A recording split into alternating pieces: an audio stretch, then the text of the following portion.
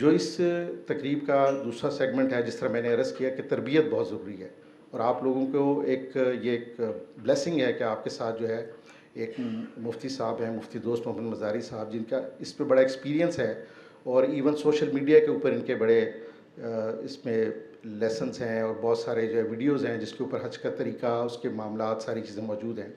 وہ آپ کے ساتھ اس پورے سفر میں موجود ہوں گے تاکہ جو بھی آپ کے سوالات ہوں ان کا جواب بھی دے سکیں اور آپ کی رہنمائی کر سکیں. تو اب جو حصہ ہوگا پروگرام کا، اس میں مفتی صاحب جو ہے آپ کو اس سفر کے بارے میں، اس کے مسائل اور اس کے طریقہ کار کے بارے میں بتائیں گے، اور اس کے بعد جو ہے سوال و جواب کے بعد جو ہے کچھ انتظامی امور بتائے جائیں گے. اس کے بعد دعا، اور اس کے بعد کھانا، اور جو ہے وہ ظہر کی نماز ہوگی. تو میں مفتی دوست محمد مزاری صاحب سے درخواست کروں گا کہ وہ اس کے بارے میں جو حج کا طریقہ کار، اس کی اہمیت اور اس کے بارے میں آپ کو بتائیں. الحمدللہ نحمدہ ونستعینہ ونستغفرہ ونؤمن بہ ونتوکل علیہ ونعوذ باللہ من شرور انفسنا ومن سیئات اعمالنا من یہدہ اللہ فلا مضل لہ ومن یضلل فلا ہادی لہ ونشہد ان لا الہ الا اللہ وحدہ لا شریک لہ ونشہد ان سیدنا ومولانا محمدا عبدہ ورسولہ. اما بعد فاعوذ باللہ من الشیطان الرجیم. بسم اللہ الرحمن الرحیم. الحج اشہر معلومات فمن فرض فیہن الحج فلا رفث ولا فسوق ولا جدال فی الحج. وقال تبارک وتعالی وتزودوا فإن خیر الزاد التقوی واتقون یا اولی الالباب.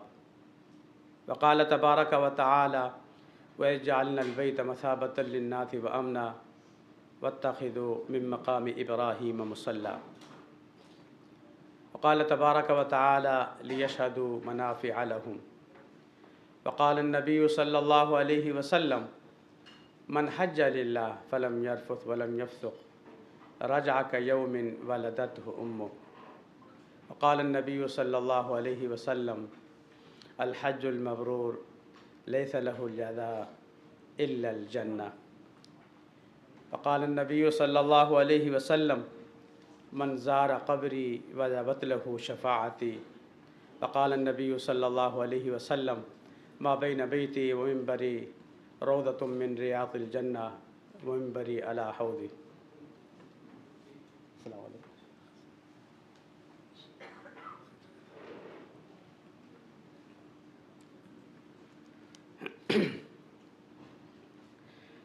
صدق اللہ العلی العظیم وصدق رسولہ النبی الکریم ونحن علی ذلک لمن الشاہدین والشاکرین والحمد للہ رب العالمین.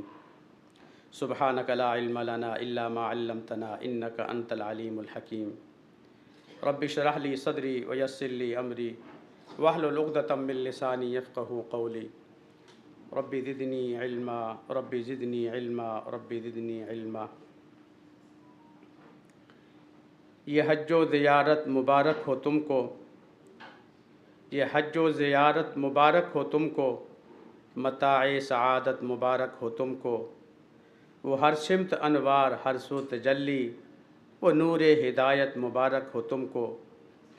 اذان سحر کا حرم میں وہ منظر، اذان سحر کا حرم میں وہ منظر، وہ کیف سماعت مبارک ہو تم کو.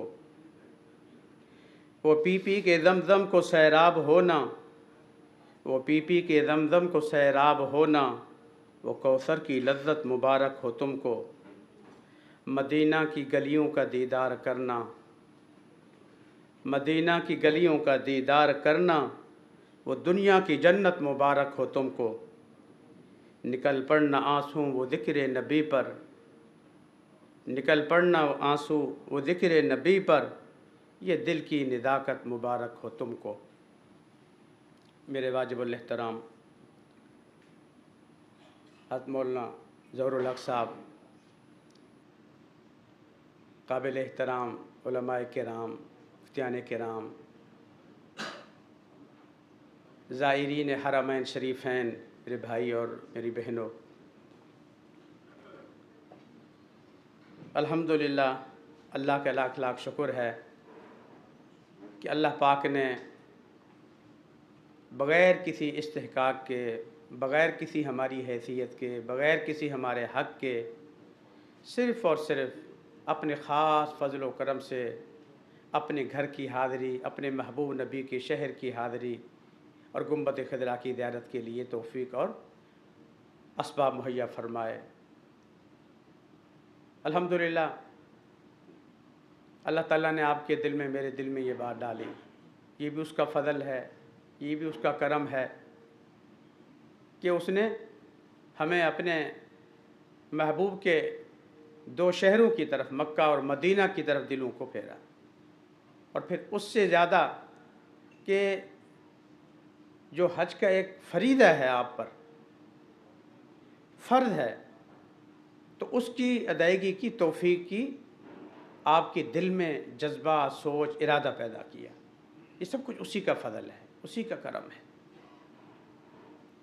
بعض حاجی حضرات تھوڑا سا اس طرح بیٹھے ہیں کہ وہ تھوڑا سا مشکل میں ہیں، تو ان سے گزارش ہے کرسی کا رخ بالکل سیدھا کر لیں، آپ بالکل سیدھے ہو کے بیٹھے، کوئی مسئلہ نہیں، جہاں پہ آپ بیٹھے ہیں وہیں بیٹھے رہیں، لیکن کرسی کا رخ اچھی طرح میری طرح موڑ لیں تاکہ آپ کو دیکھنے میں، مڑنے میں ایسی دقت نہ ہو۔ کرسیاں آپ فی الحال بالکل سیدھی کر لیں جہاں جہاں آپ بیٹھے ہیں۔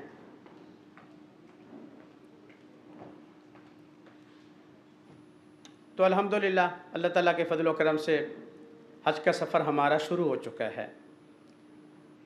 حج کے مراحل میں ایک اہم مرحلہ، جیسے ڈاکٹر صاحب نے ابھی آپ کو تھوڑی دیر پہلے بتلائی ہے کہ حج کی تربیت یہ کتنی اہم چیز ہے اور اس کی کتنی ضرورت ہے، اور یہ جو ہمارا آج کا جو پروگرام ہے یہ صرف اور صرف اسی مقصد کے لیے ہے کہ ہم ایک اہم فریضے کی ادائیگی کے لیے جا رہے ہیں، تو ہمیں اس کے آداب کا پتہ ہونا چاہیے، اس کے مسائل کا پتہ ہونا چاہیے۔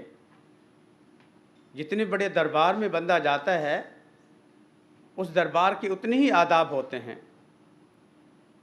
آپ کسی چھوٹے سے افسر کے ہاں بھی جاتے ہیں تو تھوڑا سا اپنے کپڑے اور اپنے جوتے اور اپنے وضاقتہ چیک کر لیتے ہیں۔ اگر کسی بادشاہ، کسی وزیر اعظم کے ہاں جاتے ہیں اس کے لیے تو پھر آپ ہفتہ 10 دن پہلے سے تیاری کر دیتے ہیں، کپڑے کیسے ہونے چاہیے، جوتا کیسا ہونا چاہیے، واسکٹ کیسی ہونی چاہیے، فلانی چیز کیسے ہونی چاہیے، تیاری کیسے ہونی چاہیے، کون سی خوشبو استعمال کریں۔ ہم تو احکم الحاکمین کے دربار میں جا رہے ہیں، شہنشاہوں کے شہنشاہ کے دربار میں جا رہے ہیں، سید الانبیاء رحمۃ للعالمین حضور سرور کونین صلی اللہ علیہ وآلہ وسلم کے دربار میں جا رہے ہیں، ان کے روضہ اطہر پہ جا رہے ہیں، ان کے پسندیدہ شہر، ان کے محبوب شہر، اس میں جا رہے ہیں۔ تو اس کے لیے ہمیں کتنی تیاری کرنی چاہیے، عملی طور پہ، ذہنی طور پہ، جسمانی طور پہ، ہر اعتبار سے اس کی تیاری ہمیں کرنی چاہیے، ہر اعتبار سے ہمیں اس کی تیاری کرنی چاہیے تاکہ ہم جسمانی طور پہ بھی اس کے لیے تیار ہوں اور روحانی طور پہ بھی ہم اس کے لیے تیار ہوں اور ذہنی طور پہ بھی ہم اس کے لیے تیار ہوں۔ بس دعا یہ ہے کہ اللہ تعالی ہمیں ہر قدم اپنی رضا اور اپنے محبوب نبی کی سنت کے مطابق اٹھانے کی اور رکھنے کی توفیق عطا فرمائے، اور اللہ تعالی ہمارے لیے قدم بقدم آسانیاں پیدا فرمائے تاکہ ہم حج کا فریضہ، حج کی عبادت، حج کے تمام احکام اور مناسک صحیح سنت کے مطابق آسانی کے ساتھ، عافیت کے ساتھ ادا کر سکیں۔ انشاءاللہ پورے سفر میں ہم اکٹھے ہوں گے۔ جو آج کا ہمارا جو سیشن ہے یا لیکچر ہے یا جو ہماری یہ گفتگو ہے، یہ آج یہیں کلوز ہو جائے، ختم ہو جائے، ایسا نہیں ہے۔ یہ تھوڑا سا ایک ترغیبی نشست ہے، تمہیدی نشست ہے، باقی انشاءاللہ قدم با قدم ہر جگہ ہم اکٹھے ہوں گے انشاءاللہ۔ جہاں پہ بھی جائیں گے وہاں پوری تربیتی سلسلہ ہمارا چلتا رہے گا۔ اب ہم نے کیا کرنا ہے، کس طرح کرنا ہے، کب کرنا ہے، ایک ایک چیز انشاءاللہ آپ کو بتاتے رہیں گے۔ لیکن یہ ہے کہ ابھی جو ہم باتیں کریں گے کوشش ہوگی کہ وہاں تک پہنچنے کے لیے جو چیزیں ہمارے لیے ضروری ہیں وہ بہت اہم اور ضروری چیز ہے، اس کو ہم ذہنی طور پہ جو ہے نا ذہن میں بٹھا لیں اور دل میں بٹھا لیں، اور اس کے لیے ہم اپنے آپ کو روحانی اور جسمانی طور پہ تیار کر لیں۔ میں نے آپ کے سامنے قرآن کریم کی بہت ساری آیتیں پڑھی ہیں، احادیث بھی پڑھی ہیں۔ پہلی آیت الحج اشہر معلومات فمن فرض فیہن الحج فلا رفث ولا فسوق ولا جدال فی الحج۔ اللہ تعالیٰ نے قرآن میں پاک میں ارشاد فرمایا کہ حج کے مہینے معلوم اور مشہور ہیں، معروف ہیں۔ وہ مہینے شوال، ذیقعد، ذی الحج، یہ مہینے اشہر حج کہلاتے ہیں۔ اشہر حج کا مطلب یہ ہے کہ آپ یکم شوال کے بعد حج کا احرام باندھ سکتے ہیں۔ اللہ پاک نے آسانی ہمارے لیے پیدا فرمائی۔ پرانے زمانے میں لوگ مہینہ ڈیڑھ مہینہ احرام پہلے باندھتے تھے، دور دراز کے سفر ہوتے تھے، پیدل سفر کرتے تھے، تو اللہ نے آسانی فرمائی، ٹھیک ہے بھی آپ احرام باندھ لو۔ اگر حکم ہوتا کہ حج سے 2 دن پہلے احرام باندھو، 4 دن پہلے احرام باندھو، اس سے پہلے احرام نہیں باندھ سکتے، تو دنیا میقات سے کیسے آ سکتی تھی؟ ممکن ہی نہیں تھا۔ میقات بڑی دور ہے، مدینہ منورہ کا میقات مکہ مکرمہ سے 450-500 کلومیٹر ہے۔ تو بہرحال یہ اشہر حج شروع ہو گئے، شوال، ذیقعد، ذی الحج۔ اس کے بعد اللہ نے فرمایا فمن فرض فیہن الحج فلا رفث ولا فسوق ولا جدال فی الحج۔ 3 چیزیں اللہ نے بیان فرمائی ہیں۔ حج کے مہینے آئے اور اللہ تعالیٰ نے ہمیں حج کے لیے قبول فرمایا، اور ہم حج کے لیے جا رہے ہیں، اور اب ہم حج کی ادائیگی شروع کر چکے ہیں، حج کے مناسک چل رہے ہیں، تو اس وقت کرنا کیا ہے؟ دیکھیں، طواف تو ہم نے کرنا ہے، سعی بھی ہم نے کرنی ہے، منا بھی ہم نے جانا ہے، عرفات بھی ہم نے جانا ہے، رمی بھی کرنی ہے، قربانی بھی کرنی ہے، ساری چیزیں کرنی ہیں، وہ تو کرنے کی چیزیں ہیں۔ لیکن اللہ تعالیٰ نے یہاں ان چیزوں کو بیان فرمایا جو نہیں کرنی، جو چیزیں نہیں کرنی۔ ایک حکیم، ایک سمجھدار ڈاکٹر آپ کو دوائی دیتا ہے کہ آپ نے یہ صبح کھانی ہے، شام کھانی ہے، دوپہر کھانی ہے، اتنی اتنی کھانی ہے، یہ کھانے کی دوائی۔ اور ساتھ بتا دیتا ہے کہ بھئی آپ کی جو بیماری ہے، آپ کا جو علاج ہے، اس سلسلے میں آپ نے چینی استعمال نہیں کرنی، آپ نے میٹھی چائے نہیں پینی، آپ نے میٹھی چیزیں استعمال نہیں کرنی۔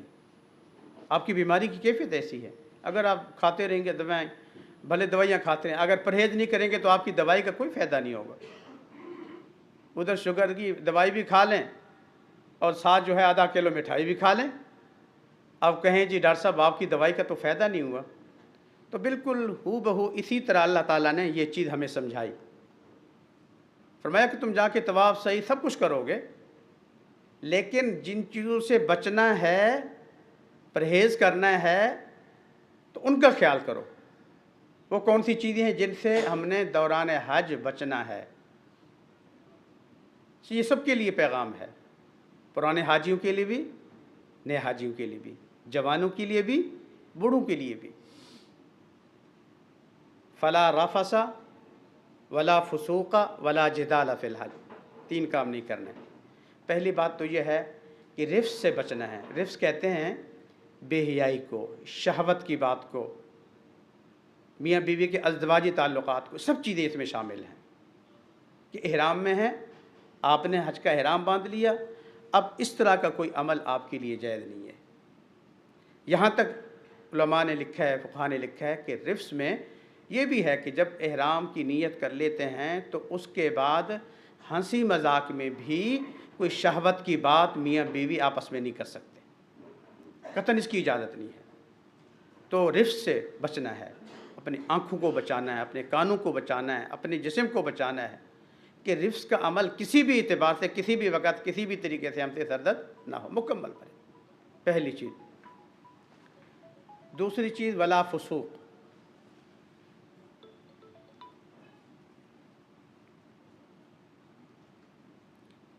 वला फसूक।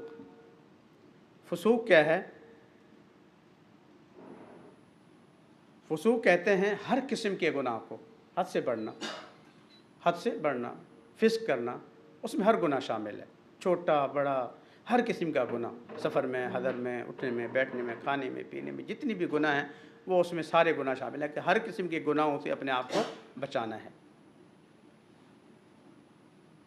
उन गुनाहों में शहावत भी शामिल थी, लेकिन अल्लाह ने उसको ख़ास तौर पे बयान फरमाया।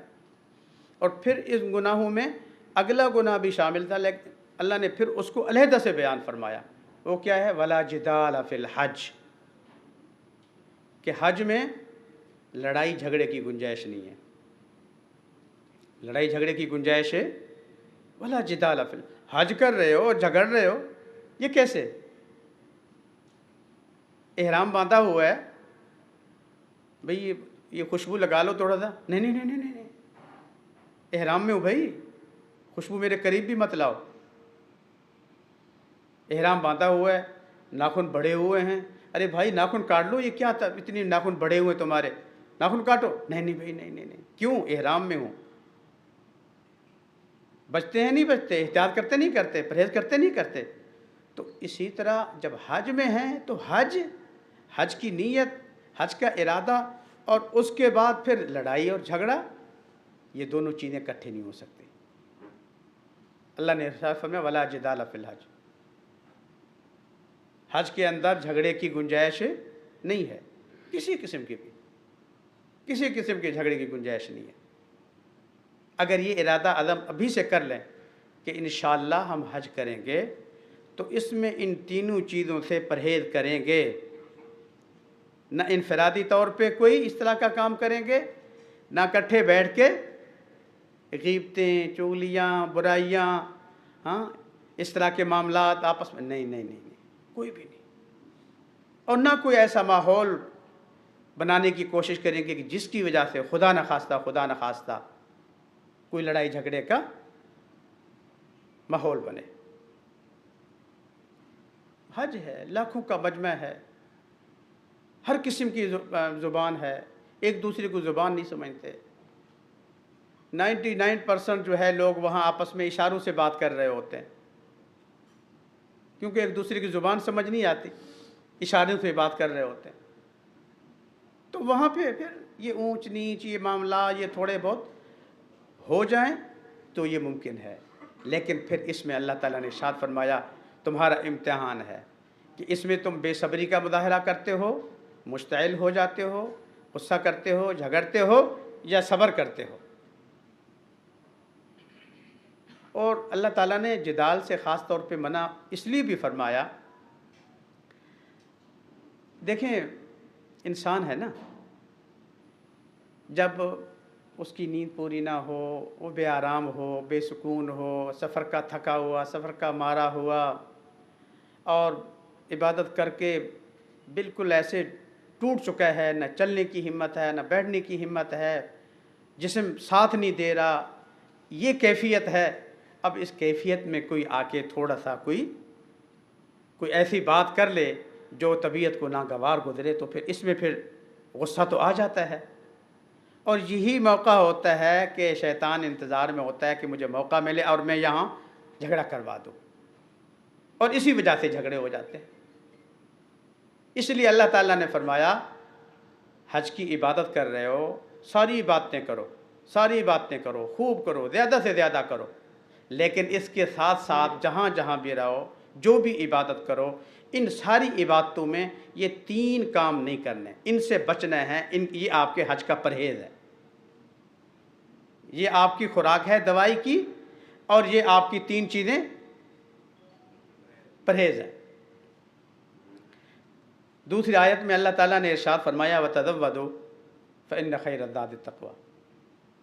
सफ़र में जा रहे हो, लंबा सफ़र है, उसमें कई दिन आपके लगेंगे, वतज़व्वदू, अल्लाह ख़ुद फरमाते हैं ज़ादे राह साथ रख लो, ज़ादे राह साथ रख लो, तोशा सफ़र साथ रख लो, कोई पाबंदी नहीं है, कपड़े भी ले लो, जूते भी ले लो, पैसे भी ले लो, हाँ, ज़रूरत की मिक़दार में जो जो चीज़ चाहिए, जितनी चाहिए आप ले लो, कोई हर्ज नहीं। अल्लाह फरमाते ले लो,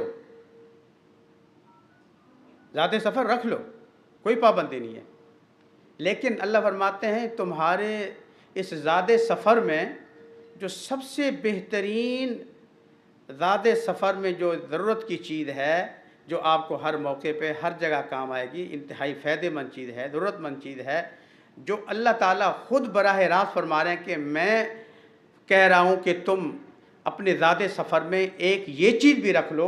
وہ کون سی چیز ہے؟ وَتَزَوَّدُوا فَإِنَّ خَيْرَ الزَّادِ التَّقْوَىٰ۔ اس سفر کے اندر سب سے بہترین توشہ سفر، سب سے بہترین زاد راہ وہ ہے تقوی۔ وہ کیا ہے؟ تقوی۔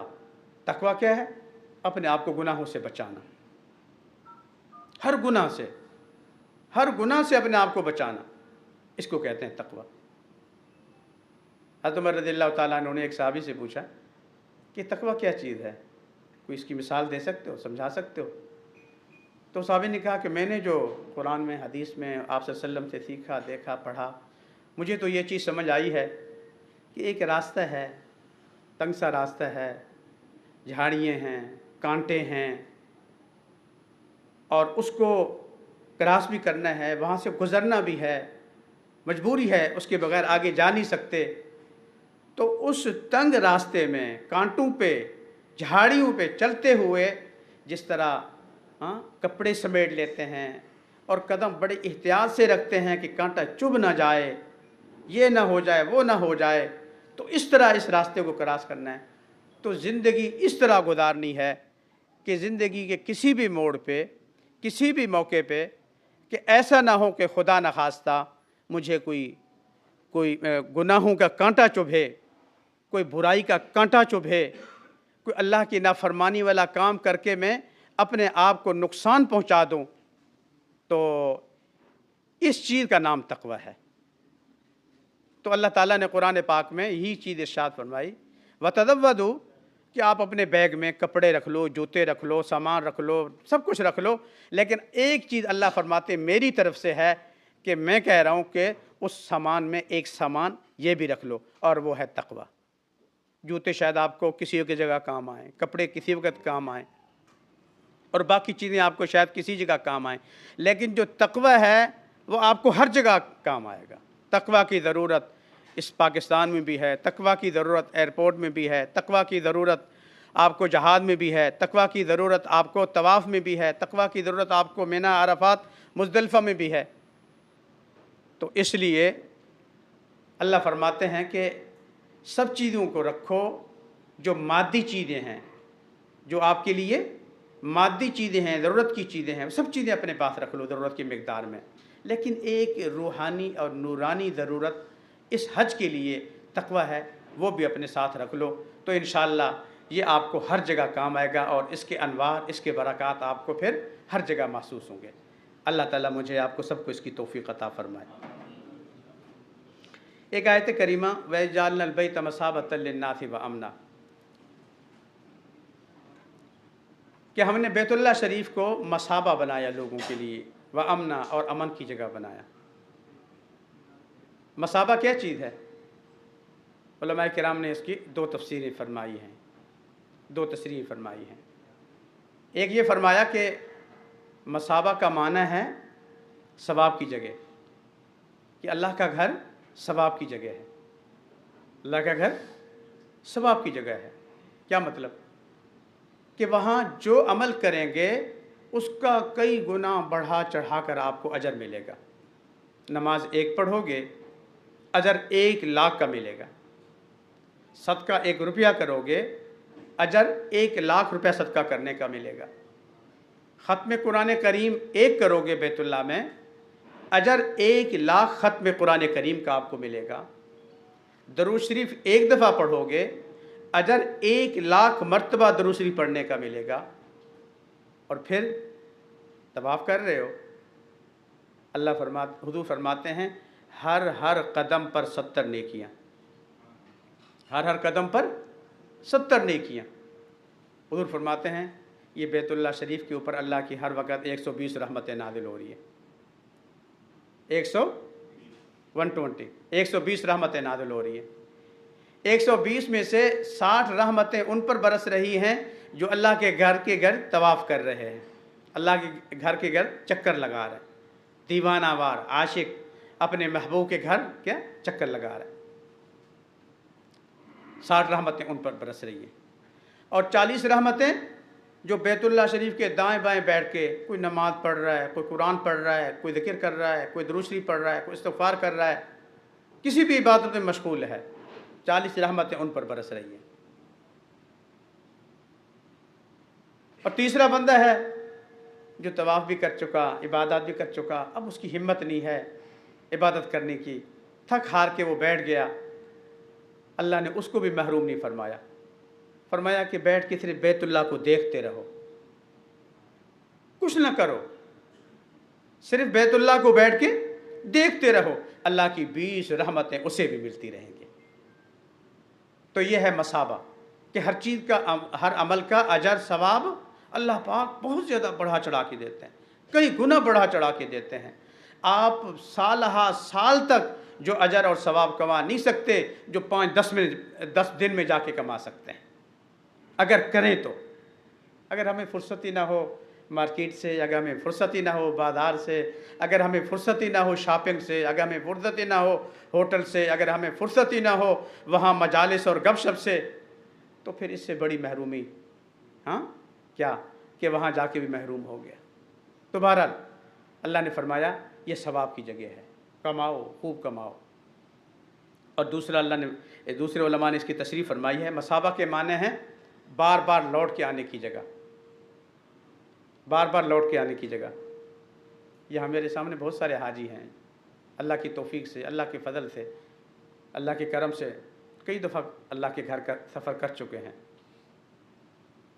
یہ اللہ کا فضل ہے، اس میں کوئی کہ پیسہ ہے، دولت ہے اور فلانا ہے، نہیں نہیں، یہ جب بلاتا ہے، کرم کرتا ہے تو وہ کیسے بلاتا ہے پتہ نہیں چلتا۔ میں آگے بتاؤں گا کہ آپ اگر لبیک کہہ رہے ہیں ویسے نہیں کہہ رہے، ادھر آپ کا نام پکارا گیا ہے تو ادھر آپ کے منہ سے لبیک نکل رہا ہے۔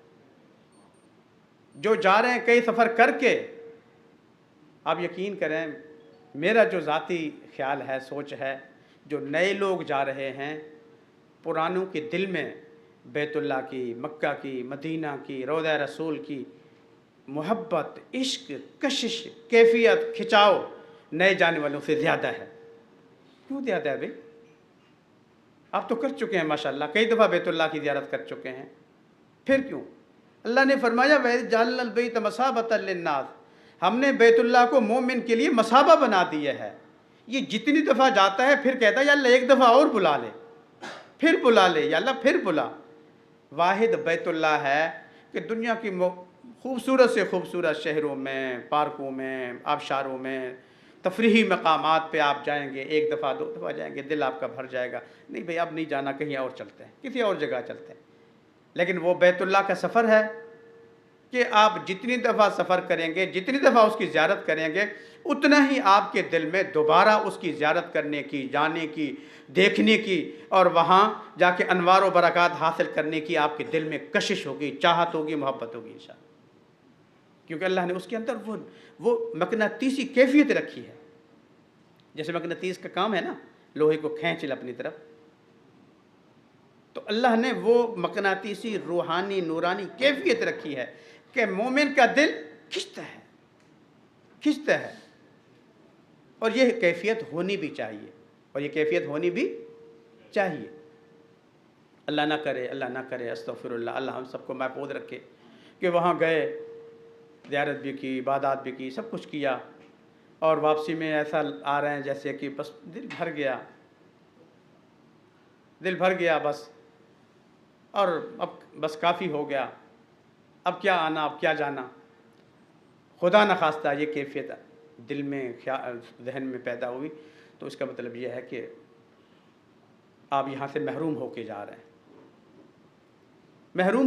رہے ہیں، کہ جب مثابہ کی کیفیت، کشش کی کیفیت، واپس آنے کی مقناطیسی کیفیت آپ کے دل پہ نہیں ہوا تو آپ محروم ہو کے جا رہے ہیں۔ اور میں نے دیکھا کئی لوگوں کو، پیسے والے ہیں، بظاہر دیندار ہیں اور دینی کاموں میں لگے ہوئے ہیں بظاہر، لیکن وہاں جا کے ان کی کیفیت نہیں بنی، وہاں ہر نماز میں ان کو موت نظر آتی تھی، اگلا جنازہ میرا ہوگا، میں کیسے بیوی بچوں کے پاس جاؤں، میرے کام کاروبار کا کیا بنے گا، فلانا کیا ہوگا، کہ کسی طرح جان چھوٹے حج کروں بھاگ جاؤں۔ آپ یقین کریں دیندار ہونے کے باوجود، سال ہا سال کا طویل عرصہ گزرنے کے باوجود پھر دوبارہ وہاں کی حاضری ان کو نصیب نہیں ہوئی۔ اس لیے نصیب نہیں ہوئی کہ اس نے بے حرمتی کی، اس نے کہا کہ مجھے اس کی ضرورت نہیں ہے۔ اللہ فرماتے تب جب تجھے ضرورت نہیں ہے تو مجھے کیا ضرورت ہے، وَيَهْدِي إِلَيْهِ مَن يُنِيبُ، میں تو یہاں کا راستہ اسے دکھاتا ہوں جس کے دل میں اس کی چاہت ہو، کشش ہو، محبت ہو، بےتابی ہو، بے چینی ہو۔ تو بہر اللہ تعالیٰ نے مومن کی اس میں یہ چیز رکھی۔ اللہ تعالیٰ ہم سب کو یہ کیفیت نصیب فرمائے۔ حضرت حاجی امداد اللہ مہاجر مکی رحمۃ اللہ علیہ ہم سب کے بزرگوں میں سے ہیں، اسلاف میں سے ہیں، بڑے بڑے علماء فقہا ان کے مرید تھے، ان کے خلیفہ تھے، ان کے پیروکار تھے۔ مکہ مکرمہ تشریف لے گئے ہجرت فرما کے، اور وہیں پھر انتقال ہو کے جنت المعلیٰ میں دفن ہو گئے۔ اللہ نے بڑا مقام دیا تھا۔ ان کے ایک مرید تھے، نواب تھے علاقے کے، ہندوستان کے بڑے نواب تھے۔ جب وہ حج پہ آئے تو اس کے بعد وہ نواب صاحب نے جب وہ نواب صاحب حج کر کے واپس چلے گئے تو وہاں سے خط لکھا حاجی صاحب کو۔ اس زمانے میں کئی مہینوں کے بعد خطوط آتے جاتے تھے۔ کہنے لگے حاجی صاحب میں واپس آیا ہوں تو میرا دل کرتا ہے کہ میں جو ہے ہندوستان میں اپنی جو جائیدادیں ہیں، جو بھی چیزیں ہیں، وہ لوگوں کے حوالے کر کے، نظام سنبھال کے ان کے حوالے کر کے میں مکہ میں آ جاؤں اور مستقل وہیں آپ کے پاس رہوں اور مکہ میں رہوں، آپ کی خدمت میں رہوں، میرا دل یہ چاہتا ہے۔ تو اس کے جواب میں حاجی صاحب نے جو خط لکھا، جواب لکھا، وہ بڑا دلچسپ ہے۔ فرمایا نواب صاحب اس سے بہتر ہے کہ آپ مکہ میں آؤ اور مکہ میں رہ کے دل آپ کا وہاں کے باغات میں، وہاں کی زمینوں میں، وہاں کی فصلوں میں، وہاں کے نوکر چوکروں میں، وہاں کے معاملات میں الجھاؤ۔ بیٹھے مکہ میں ہیں، دل ہندوستان میں۔ اس سے بہتر ہے کہ تم وہاں ہندوستان میں رہو، اپنے زمینوں میں، اپنے باغات میں رہو، لیکن تمہارے دل میں چاہت محبت بیت اللہ کی ہو اور تمہارا دل بیت اللہ کے ساتھ جڑا ہوا، یہ زیادہ بہتر ہے۔ تو اور کرنے کا مقصد یہ ہے کہ اصل چیز یہ ہے کہ دل کی کیفیت، وہ محبت۔ اب یہ کہ ساتھی نے جو ہے شیخ مولانا تقی صاحب کا کلام سنایا ہے، بہت سارے لوگوں کو شاید سمجھ آئی بھی ہو یا نہ آئی ہو، بہرحال اگر پڑھیں گے، 2-4 دفعہ پڑھیں گے، سنیں گے، 2-4 دفعہ سنیں گے تو پھر اس سے کیفیت بھی بنے گی، بنتی ہے کیفیت، اور بنانی بھی پڑتی ہے بعض اوقات۔ اور خاص طور پہ اشعار کے اندر وہ تاثیر ہے، وہ کشش ہے کہ وہ جو عام سلیس بات میں اور عام گفتگو میں، نثر میں وہ بات نہیں ہوتی۔ حضرت عمر رضی اللہ تعالیٰ عنہ حضرت حسان بن ثابت رضی اللہ تعالیٰ عنہ سے فرمایا کرتے تھے، وہ حضور کی شان میں بڑے اشعار کہتے تھے، شاندار اشعار کہتے تھے، ایسے اشعار کہے ہیں کہ شاید قیامت تک ان اشعار جیسا کوئی اشعار نہ کہہ سکے، اپنی محبت کا ان الفاظ میں، اس انداز میں اظہار نہ کر سکے، وہ اشعار کہتے تھے حضور کے ساتھ محبت کا اظہار۔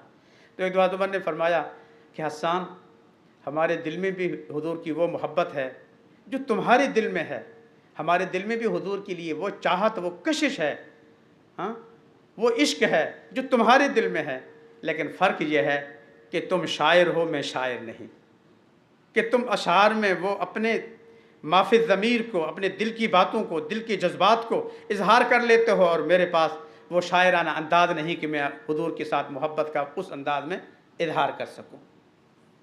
تو یہ بھی کلام ہوتا ہے۔ بہرحال حج کے حصے میں علماء نے لکھا ہے، جو چیزیں ہیں اس میں ایک ہی چیز لکھی ہے کہ بھئی اچھے کلام ہوں، مستند کلام ہوں، اہل اللہ کے کلام ہوں، بزرگوں کے کلام ہوں، عاشقانہ، اللہ کی محبت، اللہ کے نبی کی محبت، اہل اللہ کی محبت، اور اس طرح کے کلام ہوں، ان کو پڑھیں، ان کو سنیں، بار بار پڑھیں، بار بار سنیں، تو ان کے پڑھنے سے، ان کے سننے سے وہ ایک کیفیت بنتی ہے، ایک وہ روحانیت بنتی ہے جو کہ عام اس میں کیفیت نہیں بنتی۔ تو اس لیے جو ہے اس چیز کا بھی جو ہے ہمیں کوشش کرنی چاہیے کہ اگر ہمیں کوئی اچھا کلام مل جائے اور اچھے اشعار مل جائیں، اور اس کے ساتھ جو ہے نا ہم جو ہے نا اپنی کیفیت کو بنانے کی کوشش کریں، تو وہ چیز بہت اچھی ہوگی انشاءاللہ۔ اس سے جو ہے نا وہ بڑی کیفیت بنتی ہے۔ 2-4 یہ اشعار ہیں حضرت شیخ مولانا تقی عثمانی صاحب کے جب مسجد حرام میں تشریف لے گئے، وہ تو الحمدللہ ہر مہینے میں جاتے ہیں، ہر دوسرے مہینے میں جاتے ہیں، سال میں پتہ نہیں کتنے دفعہ جاتے ہیں، تو لیکن وہ پھر اپنی حرم کی محبت اور اس کا اظہار فرماتے ہوئے ایک جگہ اشعار لکھتے ہیں، تو فرماتے ہیں کہ حرم کی مقدس فضاؤں میں گم ہوں، حرم کی مقدس فضاؤں میں گم ہوں، میں جنت کی ٹھنڈی ہواؤں میں گم ہوں، میں بیگانہ ہو کر ہر ایک ماں سوا سے بس ایک آشنا کی وفاؤں میں گم ہوں، میں کعبے کے بے آب و رنگ پتھروں سے کرم کی امڑتی گھٹاؤں میں گم ہوں، کبھی سنگ اسود کی کنوں سے حیراں، سنگ اسود حجر اسود کو کہتے ہیں، حجر اسود پتھر کا رنگ کیسا ہے؟ کالا ہے، پتھر حجر اسود کا رنگ کیسا ہے؟ کالا ہے نا، روشنی کالی چیز سے آتی ہے یا سفید چیز سے آتی ہے؟ اب تھوڑی دیر پہلے لائٹ چلی گئی تھی، یہ جو سفید روشنی تھی ختم ہو گئی تو اندھیرا ہو گیا تھا، تو یہ روشنی کس سے ملتی ہے؟ یہ سفیدی سے، لیکن حضرت شیخ فرماتے ہیں کبھی سنگ اسود کی کرنوں سے حیراں، کبھی ملتزم کی دعاؤں میں گم ہوں، مقفل ہے در لٹ رہے ہیں خزانے، عطا کی نرالی اداؤں میں گم ہوں، ہر ایک دل سے ظلمت کے دل چھٹ رہے ہیں، غلاف سیاہ کی ضیاؤں میں گم ہوں۔ کعبہ کا غلاف کیا ہے؟ سیاہ ہے، لیکن اس سے جو نکل رہا ہے وہ کیا؟ روشنی۔ غلاف سیاہ کی ضیاؤں میں گم ہوں، جو میرے گناہوں کو بھی دھو رہی ہیں، میں رحمت کی ان انتہاؤں میں گم ہوں، میں رحمت کی ان انتہاؤں میں گم ہوں۔ بہرحال عرض کرنے کا مقصد یہ ہے کہ جہاں اور چیزیں ہوں، ساتھ اس کے ساتھ اگر ایسے علماء بزرگ صلحاء کے اشعار ہوں، کلام ہو، تو وہاں بیٹھ کے بیت اللہ کے سامنے، روضہ رسول کے سامنے، مدینہ میں، مکہ میں، اس کی اندر ایک خاص کیفیت بنتی ہے۔ میں اپنا آپ کو ذاتی تجربہ بتا رہا ہوں، اہل اللہ کی باتیں بتا رہا ہوں، اللہ تعالیٰ مجھے آپ کو توفیق عطا فرمائے۔ تیسری چیز اللہ نے قرآن پاک میں ارشاد فرمائی، لیشہدوا منافع لہم، لیشہدوا منافع لہم، کہ جو مکہ مکرمہ ہے، بیت اللہ شریف ہے، مسجد حرام ہے، وہاں کے جو منافع ہیں وہ مشاہدہ کرنے کے ہیں، بتانے کے نہیں۔ وہاں کے منافع کس کے ہیں؟ مشاہدہ کرنے کے ہیں، بتانے کے نہیں۔ مقصد یہ ہے کہ بہت ساری چیزیں ایسی ہوتی ہیں نا جن کی تعریف آپ اب الفاظ میں کر نہیں سکتے، آپ کے پاس وہ الفاظ نہیں ہوتے۔ میرے ہاتھ میں گلاب کا پھول بھی ہے، چنبیلی کا پھول بھی ہے، میں آپ سے پوچھوں اس گلاب کے پھول اور چنبیلی کے پھول میں خوشبو میں کیا فرق ہے؟ ذرا گلاب کی خوشبو کی تعریف کریں، چنبیلی کی خوشبو کی تعریف کریں خاص الفاظ میں، پتہ چلے کہ یہ گلاب کی خوشبو کی تعریف ہے، آپ کے پاس الفاظ نہیں ہیں۔ مٹھائی ہے، گلاب جامن ہے، برفی ہے، اس طرح۔ اب میں کہوں یہ گلاب جامن میں، برفی میں کیا فرق ہے؟ آپ کے پاس الفاظ نہیں ہیں کہ آپ منہ سے الفاظ سے اس کی تشریح اور وضاحت کر سکیں۔ اس کا آسان طریقہ کیا ہے؟ گلاب سونگھ لیتے ہیں، چنبیلی سونگھ لیتے ہیں، آپ کی حس آپ کو بتا دیتی ہے کہ گلاب کیا ہے اور چنبیلی کیا ہے۔ آپ برفی کھا لیتے ہیں، گلاب جامن کھا لیتے ہیں، آپ کا ذائقہ آپ کو بتا دیتا ہے کہ گلاب جامن کیا ہے، برفی کیا ہے۔ تو بالکل اللہ تعالیٰ نے قرآن پاک میں یہ چیز ارشاد فرمائی، لیشہدوا منافع لہم، بیت اللہ کے، مکہ کے، طواف کے، سعی کے، وہاں کے انوار، وہاں کے برکات، ان کے جو منافع ہیں، فائدے ہیں، وہ بتانے کے نہیں۔ اللہ توفیق دے وہاں جا کے مشاہدہ کر لو۔ اللہ ہمیں وہ دل دے، وہ آنکھیں دے، وہ کان دے، وہ روحانیت، وہ نورانیت دے کہ وہ ان چیزوں کا جا کے ہم مشاہدہ کر سکیں، وہ انوار و برکات ہم مشاہدہ کر سکیں۔ اللہ ہمیں اس کی توفیق عطا فرمائے۔ احادیث پاک میں حج کے حوالے سے بہت ساری فضیلتیں ہیں، کافی زیادہ فضیلتیں ہیں۔ ایک تو حدیث پاک میں ارشاد ہے، من حج للہ، جس نے اللہ کے لیے حج کیا۔ حاجی بننے کے لیے حج نہ کریں کہ میں حاجہ بن جاؤں، حاجی بن جاؤں، اس کے لیے حج کر رہا ہوں، یہ ارادہ نکال دیں۔ حج کیوں کر رہا ہوں؟ من حج للہ، صرف اللہ کی رضا کے لیے۔ اللہ تیرا حکم تھا، تیرے نبی کا فرمان تھا، تو نے مجھے مال دی، استطاعت دی، صحت دی، توفیق دی، یا اللہ تیرے حکم کو پورا کرنے کے لیے، تیری رضا حاصل کرنے کے لیے میں تیری رضا کا جستجو کر رہا ہوں بس، اور مجھے کچھ نہیں چاہیے، کچھ نہیں چاہیے، صرف اپنی رضا۔ تو اللہ حضور فرماتے ہیں من حج للہ، اور پھر اللہ کی رضا کے لیے حج کی نیت ہو، اور عملی طور پر فلم یرفث ولم یفسق، جو قرآن میں اللہ نے فرمایا وہ حضور نے حدیث میں ارشاد فرما دی، فلم یرفث ولم یفسق۔ حج کے اندر پھر یہ رفث اور بے حیائی اور گناہ اور غلط کام نہیں۔ رجا کا یومن ولدتہ امو، جب تم حج کر کے طواف، سعی، منا، عرفات، مزدلفہ، وہاں کے ایک ایک چیز کا اللہ کے حکم کے مطابق عمل کو مکمل کر کے واپس لوٹو گے تو گناہوں سے ایسے پاک اور صاف ہو کے لوٹو گے گویا آج آپ کی ماں نے آپ کو جنا ہے، بشرطے کہ اللہ کے لیے ہو اور گناہوں سے اپنے حج کو بچا کے حج کرنا ہو۔ یہ دو شرطیں، اللہ کی رضا اور گناہوں سے اپنے حج کو بچانا، تو پھر اس کا اجر یہ ہے۔ اور دوسری حدیث میں حضور نے ارشاد فرمایا حج مبرور، حج مبرور کیا ہے؟ لیس لہ جزاء الا الجنہ، حج مبرور اس کا بدلہ جنت ہے، اس کا بدلہ جنت ہے۔ حج آپ نے کیا مبرور، اس کے بدلے میں جنت کی ٹکٹ تمہیں مل گئی۔ لیکن حج مبرور کیا ہے؟ احادیث میں صحابہ کرام نے، اہل اللہ نے اس کی تشریح جو فرمائی کہ حج مبرور کیا ہے، اس میں آپ کا اخلاق ٹھیک ہو، خوش خلقی ہو، آپ کی لہجے میں بات میں نرمی ہو، گفتگو میں نرمی ہو، لڑائی جھگڑا غصہ نہ ہو، صبر ہو، برداشت ہو، صبر اور برداشت ہو۔ اور اس کے علاوہ حضور فرماتے ہیں حج مبرور یہ ہے کہ ہر ایک کو سلام کرو، السلام علیکم ورحمۃ اللہ وبرکاتہ، السلام علیکم ورحمۃ اللہ، ہر ایک کے لیے سلامتی کی دعا، رحمت کی دعا، برکت کی دعا۔ یہ سلام بھی، یہ دعا عبادت ہے، کسی غیر مسلم کو آپ سلام نہیں کر سکتے، یہ مومن کے لیے ہے۔ ہمیں سمجھ نہیں آتے، ہم ایک دو دفعہ اگر گزرتے ہوئے کسی بیٹھے ہوئے بندے کو سلام کر لینا، جاتے ہوئے سلام کیا، واپسی میں بھی سلام کیا، تو مائنڈ کر جائے گا کہ یار یہ سلام ہی آپ نے رٹا لگا رہا ہے، آتے ہوئے سلام، جاتے ہوئے سلام۔ تمہیں پتہ ہے میں کہہ کیا رہا ہوں تمہیں؟ اگر پتہ ہو نا تو آپ کہیں کہ یہاں بیٹھ کے 100 دفعہ مجھے کہو جو آپ کو اچھا نہیں لگ رہا۔ السلام علیکم، اللہ تم پر سلامتی نازل فرمائے، ورحمۃ اللہ، اللہ کی رحمتیں تم پر نازل ہوں، وبرکاتہ، اللہ تم پر برکتیں، زندگی میں، جان میں، مال میں، اہل و عیال میں، ہر چیز میں اللہ برکتیں دے۔ کتنی بڑی دعا کر رہا ہو۔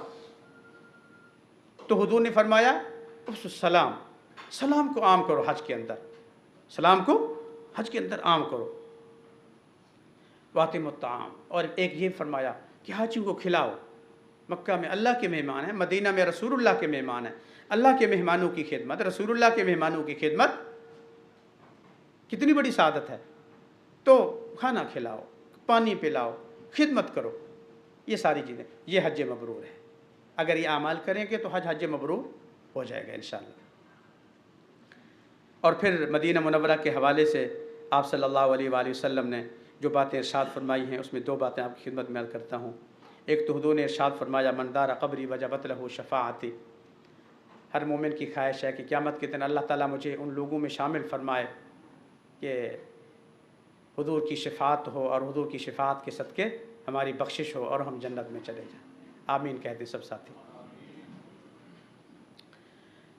لیکن جو اللہ تعالیٰ کے فضل و کرم سے آقا حضور سرور کونین صلی اللہ علیہ وسلم کے دربار اقدس میں، مزار اقدس پر، روضہ اطہر پر، قبر اطہر پر حاضری کے لیے حاضر ہو گیا، اس نے روضہ اطہر کی زیارت کر لی، اس کے لیے حضور کا اپنا وعدہ ہے واجبت لہ شفاعتی، مجھ پہ اس کے لیے شفاعت کرنا، اس کے حق میں شفاعت کرنا واجب ہو جاتا ہے۔ کسی اور کی کروں نہ کروں، جس نے میرے روضہ اطہر پر حاضری دی اس کی شفاعت مجھ پہ واجب ہو گئی۔ یہ کون فرما رہے ہیں؟ سچوں کے سچے، جو کبھی بھی ایسی بات منہ سے نہیں کہہ سکتے جو خلاف حقیقت ہو، وہ فرما رہے ہیں وجبت لہ شفاعتی۔ اور پھر حضور نے خاص طور پہ مسجد نبوی کا وہ خاص حصہ جو سب سے پہلے حضور نے اپنے ہاتھوں سے تعمیر کی تھی، جسے ریاض الجنہ کہتے ہیں، اللہ ہم سب کو وہاں جا کے دعائیں کرنے کی، نماز پڑھنے کی، عبادت کرنے کی توفیق عطا فرمائے۔ ریاض الجنہ، جنت کا ٹکڑا۔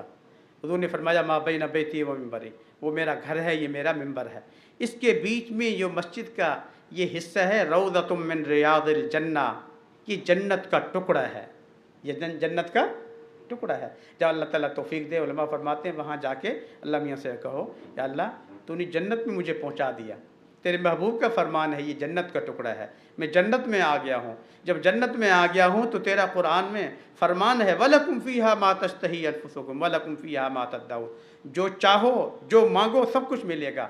یا اللہ اب جنت میں آ گیا ہوں، مجھے محروم نہ فرما۔ پھر بخشش بھی مانگیں، رحمتیں بھی مانگیں، برکتیں بھی مانگیں، دین بھی مانگیں، دنیا بھی، سب کچھ اللہ سے مانگ لیں۔ انشاءاللہ وہ ایسی یقینی قبولیت والی جگہ ہے کہ آپ ریاض الجنہ سے نکلیں کے باہر بعد میں دعائیں پہلے آپ کی قبول ہو چکی ہوں گی، بشرطے کہ کامل ایمان بھی ہو، کامل یقین بھی ہو۔ اللہ تعالی ہمیں اس کی توفیق عطا فرمائے۔ تو بہرحال یہ چند گزارشات تھی جو میں نے فضائل کے حوالے سے آپ کی خدمت میں عرض کی ہیں۔ باقی آداب کے حوالے سے بھی بہت ساری باتیں کرنی ہیں اور احکام کے حوالے سے بہت ساری باتیں کرنی ہیں، لیکن انشاءاللہ العزیز وہاں پہ ہم عدیدیہ میں بھی ہمارے سیشن ہوتے رہیں گے اور تربیتی کلاسیں چلتی رہیں گی، سوال و جواب کی نشستیں ہوتی رہیں گی، اور حج کے دوران بھی یہ ساری چیزیں انشاءاللہ ہم کرتے رہیں گے۔ اب ساری چیزیں تفصیل سے یہاں ممکن نہیں ہے، لیکن مختصراً میں جو ضروری چیزیں ہیں وہ آپ کی خدمت میں عرض کرتا ہوں۔ ایک تو یہ ہے کہ بھی اللہ تعالیٰ نے حج کی سعادت کے لیے آپ کو قبول کیا ہے، تو آپ اس پہ اللہ کا شکر ادا کریں، زبان سے بھی الحمدللہ والشکر للہ، سب ساتھی کہہ دیں الحمدللہ والشکر للہ، اللہم لک الحمد ولک الشکر، یا اللہ تیرا شکر ادا کرتا ہوں تو نے مجھے یہ توفیق عطا فرمائے، زبان سے اور دل سے بھی اللہ کا شکر۔ دل سے شکر کیا ہے؟ دل سے شکر یہ ہے کہ اچانک مجھے آ کے کوئی بتا دے کہ جی مجھ سب آپ کی پروموشن ہو گئی ہے، آپ کا فلانی خوشی آپ کی پوری ہو گئی ہے، آپ کو فلانی خوشی، تو یکدم دل کے اندر ایک کیفیت تبدیل ہوتی ہی نہیں ہوتی؟ تو اس کیفیت کے اندر دل سے بھی ہم جو ہے نا، جب بیت اللہ کا تذکرہ خیال آئے تو دل میرا مچلنے لگے، مدینے کا خیال آئے میرا دل مچلنے لگے، گنبد خضرا کا خیال آئے میرا دل خوشی سے مچلنے لگے، بیت اللہ کے طواف کا خیال آئے، روضہ رسول کا خیال آئے، حجر اسود کا خیال آئے، زمزم کا خیال آئے، میرا دل خوش ہو جائے، تو دل سے بھی اللہ کا شکر، دل سے بھی۔ اور پھر تیسری بات علماء فرماتے ہیں اعضاء و جوارح سے بھی اللہ کا شکر، ہاتھ سے اللہ کا شکر، آنکھوں سے اللہ کا شکر، پاؤں سے اللہ کا شکر، اعضاء و جوارح۔ وہ کیسے؟ وہاں جا کے ان اعضاء کو اللہ کے حکم کے مطابق، نبی پاک صلی اللہ علیہ وسلم کے سنت اور طریقے کے مطابق عبادت میں لگا دیں۔ کس میں لگا دیں؟ عبادت میں لگا دیں۔ یہ نہیں ہے ایک طواف کیا اور پھر سارا دن سوتے رہے، اور کوئی نماز بھی پڑھی کچی پکی، اس طرح نہیں۔ اعضاء سے عبادت شکر کرنے کا مقصد یہ ہے کہ آپ اپنے رب کو جا کے وہاں دکھائیں کہ یا اللہ تو نے اگر مجھے اپنے گھر میں آنے کی توفیق عطا فرمائی تو میں اس کا شکر ادا کر رہا ہوں، کبھی طواف میں، کبھی سعی میں، کبھی کس عبادت میں، کبھی کس عبادت میں ایک لمحہ بھی ضائع نہ ہو۔ تو اس کا مطلب یہ ہے کہ آپ نے زبان سے بھی اللہ کا شکر ادا کیا، آپ نے دل سے بھی اللہ کا شکر ادا کیا، اور اپنے اعضاء و جوارح سے بھی اللہ کا شکر ادا کیا۔ اگر وہاں جا کے بازاروں میں، گلیوں میں، شاپنگ مالوں میں ٹائم ضائع کیا تو اللہ فرمائیں گے میں نے تجھے کس مقصد کے لیے بلایا تھا، کہاں بلایا تھا، کس جگہ تجھے بلایا تھا، اور پھر تو کہاں گھوم رہا ہے پھر۔ علماء فرماتے ہیں کہ بھی آپ صلی اللہ علیہ وسلم نے ایک بات ارشاد فرمائی، احب البلاد الی اللہ مساجدها وابغض البلاد الی اللہ اسواقها، اللہ کے نزدیک، اللہ کے ہاں سب سے محبوب ترین جگہیں کیا ہیں؟ مساجد ہیں، اور اللہ کے ہاں سب سے مبغوض ترین جگہیں کون سی ہیں؟ بازار ہیں۔ بازار چاہے مکے کا ہو چاہے مدینے کا ہو، حضور نے مکہ میں بیٹھ کے یہ فرمایا، مدینے میں بیٹھ کے یہ فرمایا، یہ بات وہاں کے لیے ارشاد فرمائی۔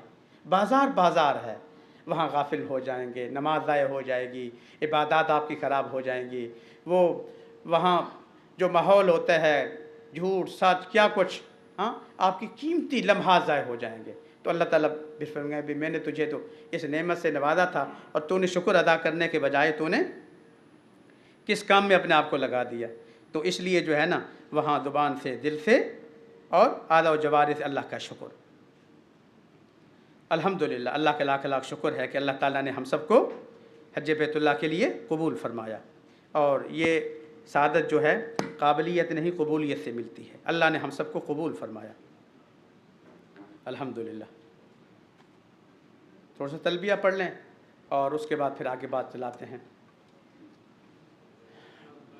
तलबिया क्या है? तलबिया हज़रत इब्राहीम अलैहिस्सलाम ने जब बैतुल्लाह को तामीर किया था, अल्लाह ने हुक्म फरमाया अब अल्लाह का घर बन गया है, अब तुम सामने जबल अबू कुबैस पे खड़े होके लोगों को अल्लाह के घर के लिए बुलाओ, आओ नमाज़ पढ़ो, तवाफ़ करो, इबादत करो। हज़रत इब्राहीम ने अर्ज़ किया, या अल्लाह मैं इस वादी में हूँ जहाँ आबादी कोई नहीं, इंसान कोई नहीं, चरिंद, मैं यहाँ किसको बुलाऊँ? तो अल्लाह ने फरमाया कि तू सदा लगाएगा, तेरी सदा को जो लोग दुनिया में इस वक्त मौजूद हैं उन तक भी, किसी दुनिया के किसी भी हिस्से में बैठे उन तक भी ये आवाज़ पहुँचेगी, और जो क़यामत तक आने वाली रूहें हैं उनको भी ये सदा पहुँच जाएगी। और हुज़ूर ने इरशाद फरमाया कि जब हज़रत इब्राहीम ने सदा दी, और उस सदा के जवाब में जिसने जितनी दफ़ा लब्बैक कहा, अल्लाह उसको उतनी दफ़ा अपने घर की हाज़िरी नसीब फरमाएंगे। जब हम स्कूल में मदरसे में पढ़ते हैं ना, आप सब ने ये माहौल देखा है, जब तक किसी बच्चे का नाम नहीं लिया जाता तो कोई लब्बैक नहीं कहता, कोई लब्बैक नहीं कहता। जब नाम लिया जाता है तो फिर वो कहता है लब्बैक।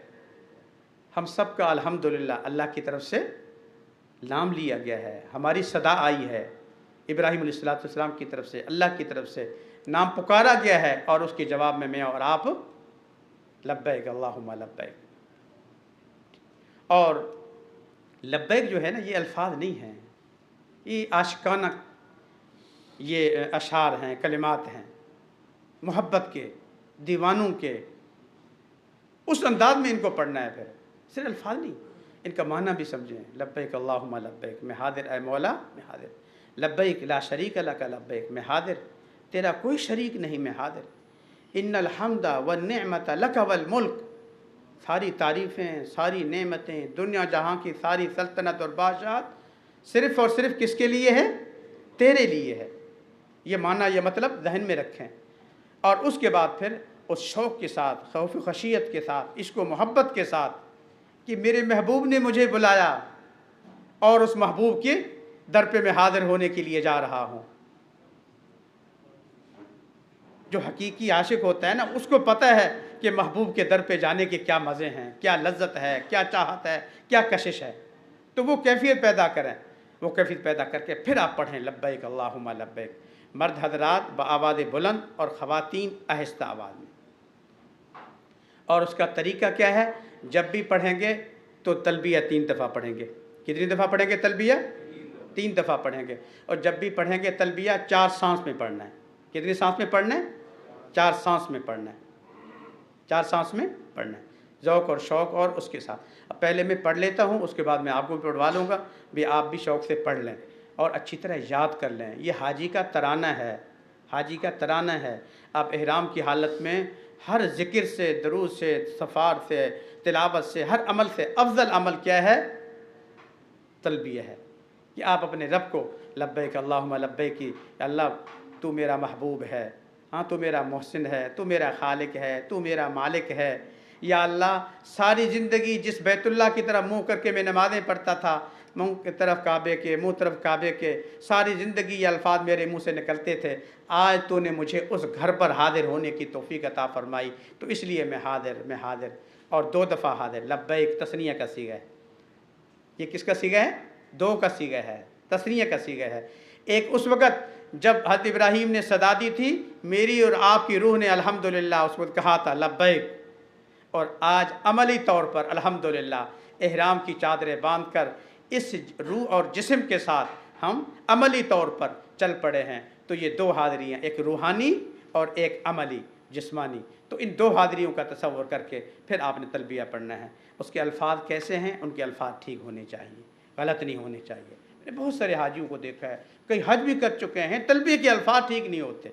ऐसा ना करें, ज़ौक़ से शौक़ से पढ़ना है, लेकिन सही अल्फाज में पढ़ना है और उसका माना मतलूब समझ दिल में बिठा के पढ़ना है। उसका तरीक़ा लब्बैक अल्लाहुम्मा लब्बैक, लब्बैक ला शरीक लक लब्बैक, innal hamda wan ni'mata laka wal mulk la sharika lak.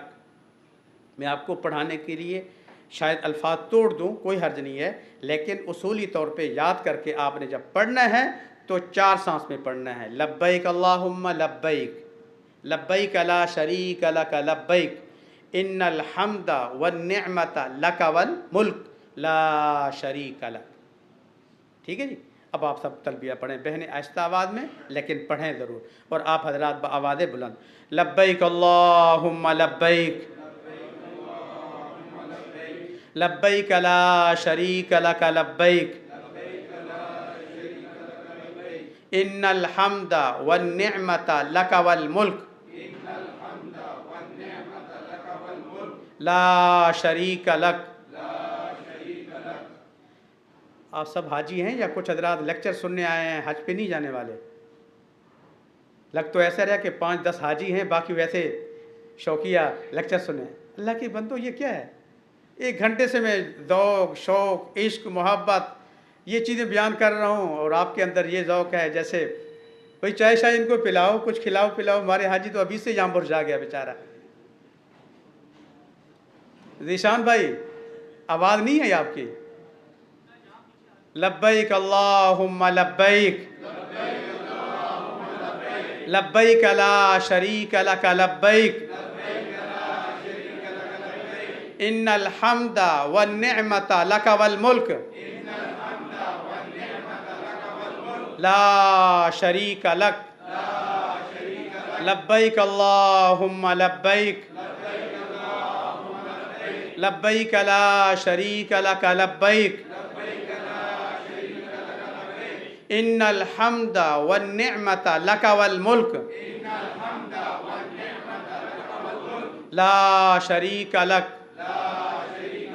لبیک اللہم لبیک، لبیک لا شریک لک لبیک، ان الحمد والنعمت لک والملک لا شریک لک. جزاک اللہ. اب ہوا نا؟ سبحان اللہ، سبحان اللہ، ماشاء اللہ، جزاک اللہ. بسم اللہ الرحمن الرحیم. کچھ حضرات لیکچر کے لیے تشریف لائے تھے، تو ان سے معذرت بھی ہے کہ کیونکہ ہمارا سلسلہ آگے بھی چلتا رہتا ہے، وہ ساری تفصیل تو یہاں نہیں بیان کر سکتا. اب میں اس لیے جو اس وقت جو حجاج کرام کے لیے اہم اور ضروری چیزیں ہیں تو وہ میں انشاءاللہ پیش کروں گا خدمت میں، اور امید ہے کہ انشاءاللہ ہم سب کے لیے اس سے فائدہ ہوگا. بسم اللہ الرحمن الرحیم.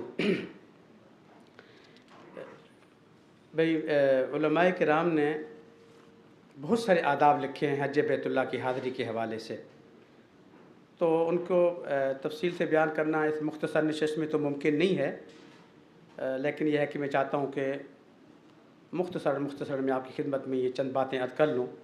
یہ ساری چیزیں آپ نوٹ فرما لیں توجہ سے. سب سے پہلی چیز تو یہ ہے کہ آپ نے پورے سفر میں اور ہر عمل سے پہلے ایک دعا آپ نے اللہ سے مانگنی ہے کہ اللہ میرے اس عمل کو آسان فرما، قبول فرما. عمرہ کی دعا بھی یہی ہے، حج کی دعا بھی یہی ہے، طواف، سعی، منی، عرفات، مزدلفہ جہاں بھی جائیں گے، جو عمل شروع ہو رہا ہے اس سے پہلے آپ نے 2 دعائیں اللہ سے مانگ لینی ہے. کیا؟ یا اللہ میرے اس عمل کو آسان فرما، قبول فرما. کتنی دعائیں؟ کیا؟ آسان اور قبول. انشاءاللہ آپ دیکھیں گے آسان ہو جائے گا. آسان ہو جائے گا تو آپ یقین کریں کہ قبول بھی. اللہ میاں ایسے نہیں ہے کہ آدھی دعا قبول کر لیں اور آدھی دعا قبول نہ کریں. تو اس لیے حضور کی سنت ہے، آپ صلی اللہ علیہ وسلم نے جب حج کا احرام باندھا تو اللہ سے دعا کی تھی، اللہ آسان فرما، قبول فرما. اور ہم نے بھی عمرے کا احرام باندھنا ہے، حج کا احرام باندھنا ہے، طواف میں اترنا ہے، سعی میں اترنا ہے، جہاں بھی جانا ہے ایک دعا چھوٹی سی کر لینی ہے، مولا میں کمزور اور ضعیف، میرے لیے آسان فرما، اس عمل کو قبول فرما اپنی بارگاہ میں. اور دوسری چیز اخلاص نیت. اس پہ میں پہلے بھی گزارش کر چکا ہوں، جو بھی کرنا ہے کس کے لیے کرنا ہے؟ اللہ کی رضا کے لیے. اللہ کی رضا کے لیے۔ عمل میں وزن اور جان تب پڑتی ہے جب اس کے اندر اخلاص ہو، جب اس کے اندر اخلاص ہو۔ جیسے انسان ہے نا، اس کے اندر روح ہے تو بھاگ رہا ہے، دوڑ رہا ہے، دیکھ رہا ہے، پکڑ رہا ہے، سب کچھ کر رہا ہے، اور اس کی روح نکل گئی، ہاتھ بھی ہیں، آنکھیں بھی ہیں، پاؤں بھی ہیں، جسم پورا ہے، لاش ہے جی۔ اب نہ ہاتھ اٹھ رہا ہے، نہ پاؤں اٹھ رہا ہے، کچھ بھی نہیں، بیکار ہے۔ اب اٹھاؤ اس کو، زمین میں دفن کر دو۔ ایک مثال دے رہا ہوں، ایک روح ہوتی ہے عمل کی نا، تو اس حج کے اندر یا ہر عمل جو بھی ہے، اس کے اندر جو وزن پیدا ہوتا ہے عمل کے اندر، اجر کے اندر، ثواب کے اندر، وہ اخلاص سے پیدا ہوتا ہے۔ اخلاص دل میں پیدا، جو عمل بھی کریں، یا اللہ صرف تیرے لیے کر رہا ہوں، اسے قبول فرما، آسان فرما، یا اللہ ہر عمل اپنی رضا کے لیے مجھے کرنے کی توفیق عطا فرما۔ اور تیسری چیز تربیت حج کی اہمیت۔ اس سلسلے میں آپ سے بہت ساری گزارشیں کی ہیں، حج کی تربیت بہت اہم ہے، اس کے لیے مستند کتابوں کا مطالعہ بھی ہے، مستند علماء کرام کے بیانات سننے بھی ہیں۔ آپ کو گروپ میں نے بھی کچھ میسیجز وغیرہ بھیجے ہیں، اور دیگر علماء کرام کے بھی، لیکن یہ خیال کریں نیٹ میں بہت کچھ ہے۔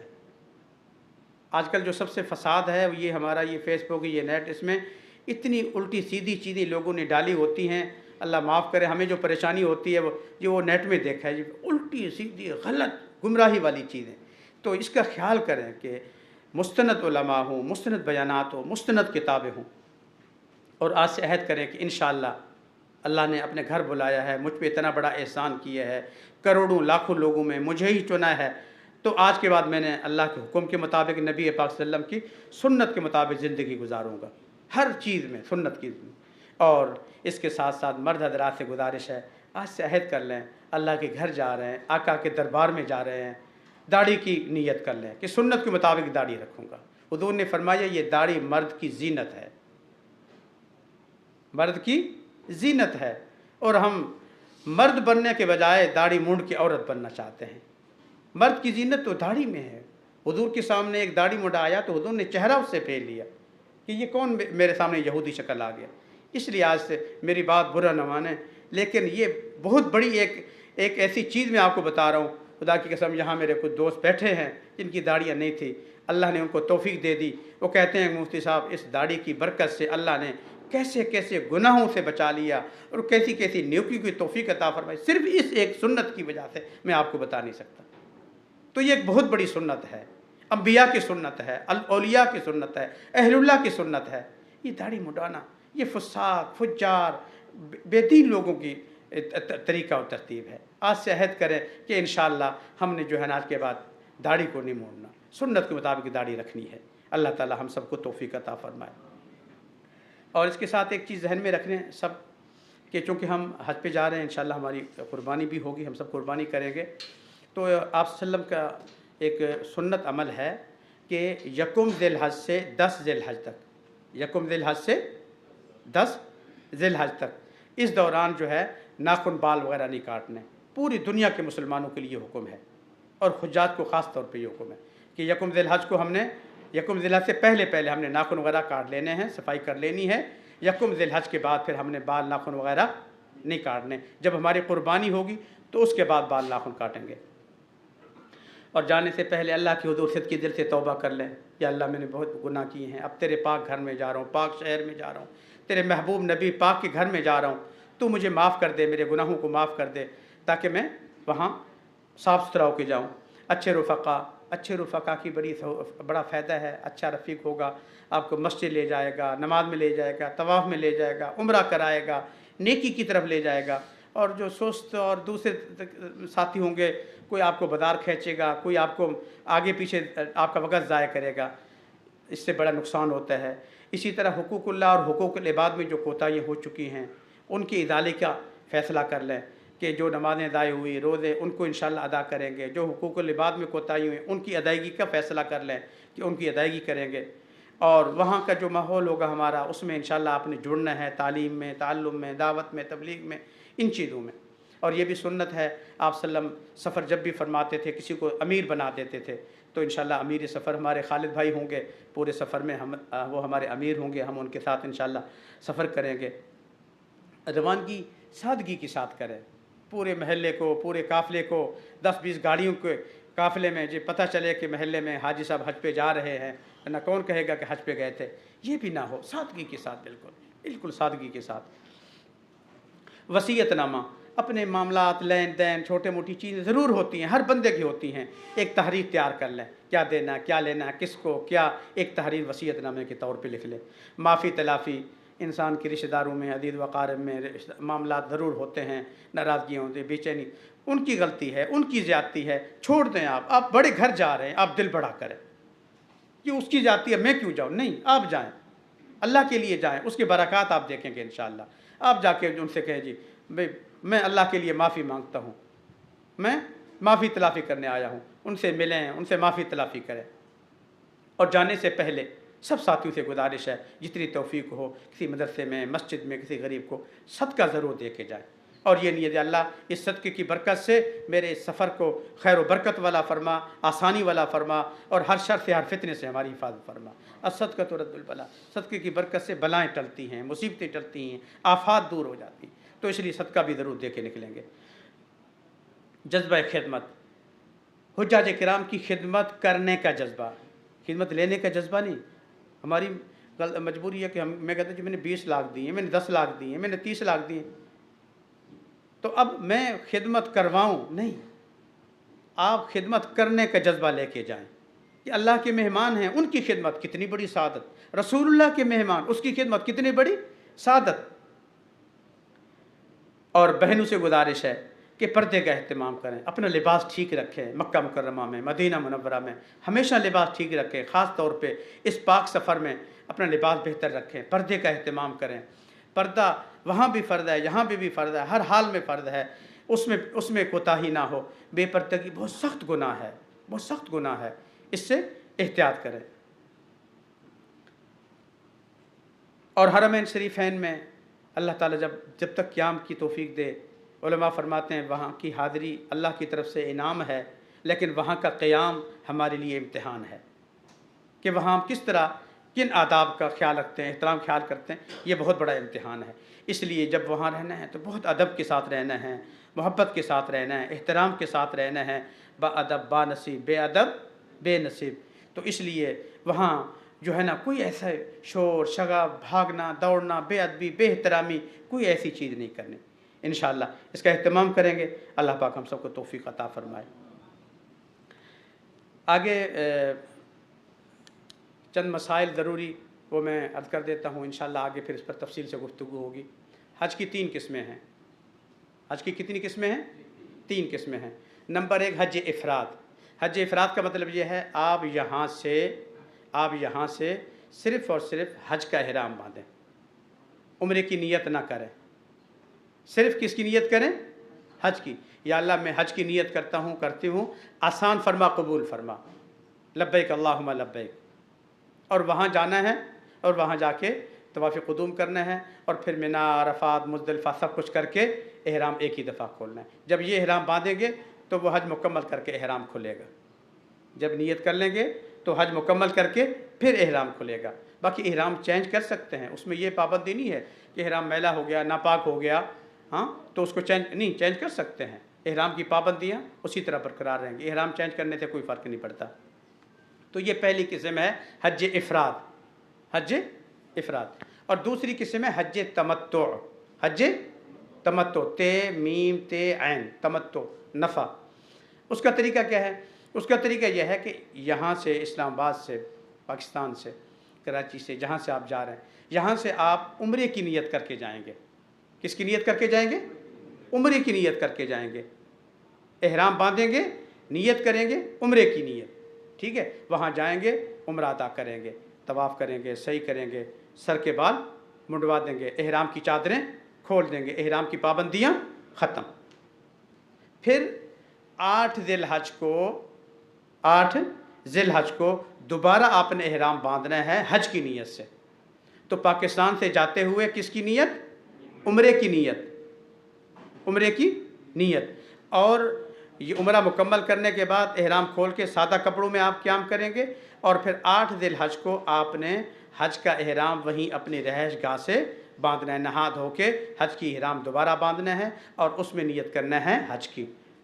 تو गोया एक सफ़र में आपके दो काम हो गए, पहले उम्रा हुआ और उसी सफ़र में आपने हज भी कर लिया। तो इसलिए इसको कहते हैं हज तमत्तु, इसको कहते हैं हज तमत्तु। और तीसरा हज है हज क़िरान, तीसरा है हज काफ, दो नुक्तों वाला, नीचे ज़ेर है। जैसे कुरान लिखते हैं ना, तो कुरान लिख के नीचे काफ के नीचे ज़ेर लगा देंगे तो क़िरान बन जाएगा। क़िरान, क़िरान के माने मिलाना, क़िरान के माने मिलाना।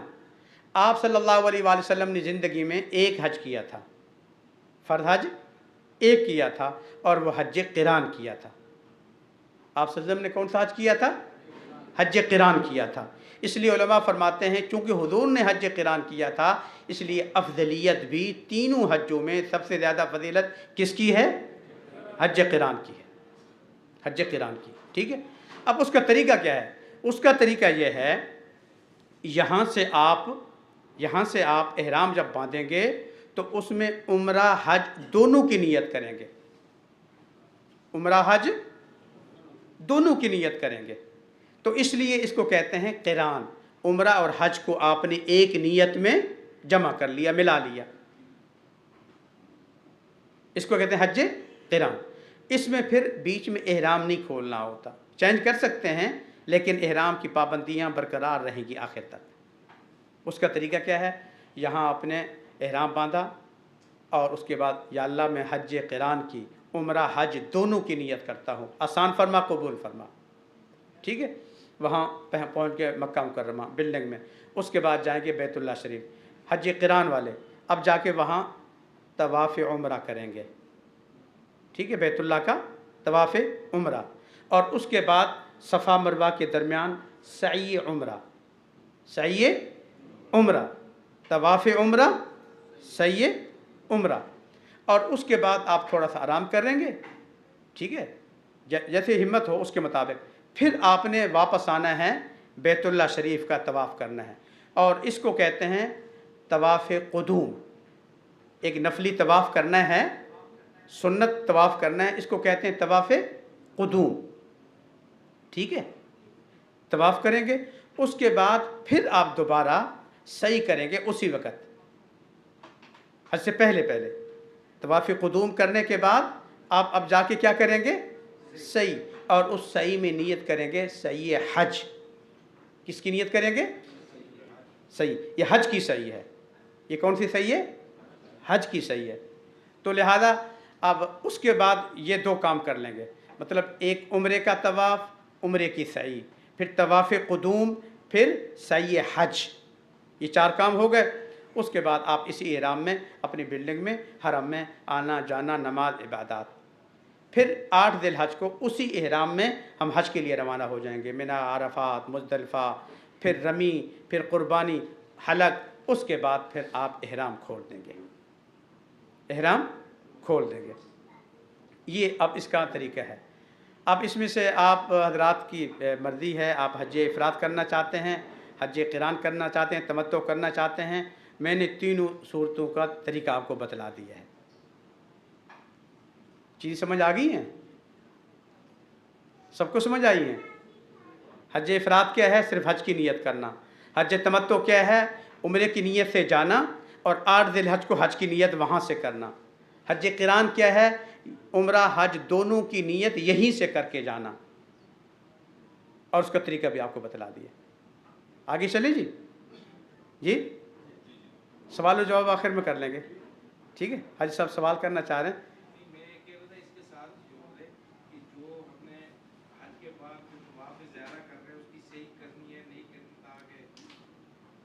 जी, वो फिर आगे जो है ना, इंशाल्लाह जब हज का तरीका बताएंगे उसमें बता देंगे। हाजी साहब पूछना चाह रहे हैं कि जो तवाफ़ ज़ियारा के बाद हज की सही करते हैं, वो फिर हज क़िरान में हमने नहीं करना। इसलिए नहीं करना कि हम ऑलरेडी कर चुके हैं, तवाफ़ क़ुदूम के साथ सही हज कर लिया है, इसलिए दोबारा बाद में करने की ज़रूरत नहीं है। लेकिन हज तमत्तु में तवाफ़ ज़ियारा करेंगे, उसके बाद सही भी करेंगे।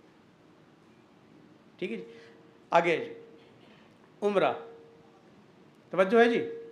उम्रा के अंदर 2 चीज़ें फ़र्ज़ हैं और उम्रा में 2 चीज़ें वाजिब हैं। कितनी चीज़ें फ़र्ज़ हैं? 2। साथ साथ चलते जाएंगे तो मेरे लिए आसानी होगी कि मुझे पता चलेगा आप भी को समझ आ रही है बात। हज के अंदर 2 फ़र्ज़ नहीं सॉरी उम्रा के अंदर 2 फ़र्ज़ और 2 वाजिब। फ़र्ज़ कौन से हैं? एहराम बांधना और बैतुल्लाह शरीफ का तवाफ़ करना, ये 2 फ़र्ज़। और वाजिब क्या है? सफ़ा मरवा के दरमियान सही करना, सर के बाल मुंडवाना, सर के बाल मुंडवाना। 2 फ़र्ज़ 2 वाजिब। आगे चलें। हज। हज के अंदर 3 चीज़ें फ़र्ज़ हैं। हज के अंदर कितनी चीज़ें फ़र्ज़ हैं? 3 चीज़ें फ़र्ज़ हैं। एहराम बांधना, वक़ूफ़ अरफ़ा करना, तवाफ़ ज़ियारा करना। कितनी चीज़ें फ़र्ज़ हैं? 3 चीज़ें फ़र्ज़ हैं। एहराम बांधना, वक़ूफ़ अरफ़ा करना, तवाफ़ ज़ियारा करना। समझ आ रही है जी? अब ये 3 चीज़ें मैं आपको बता देता हूँ मुख्तसरन। एहराम क्या है?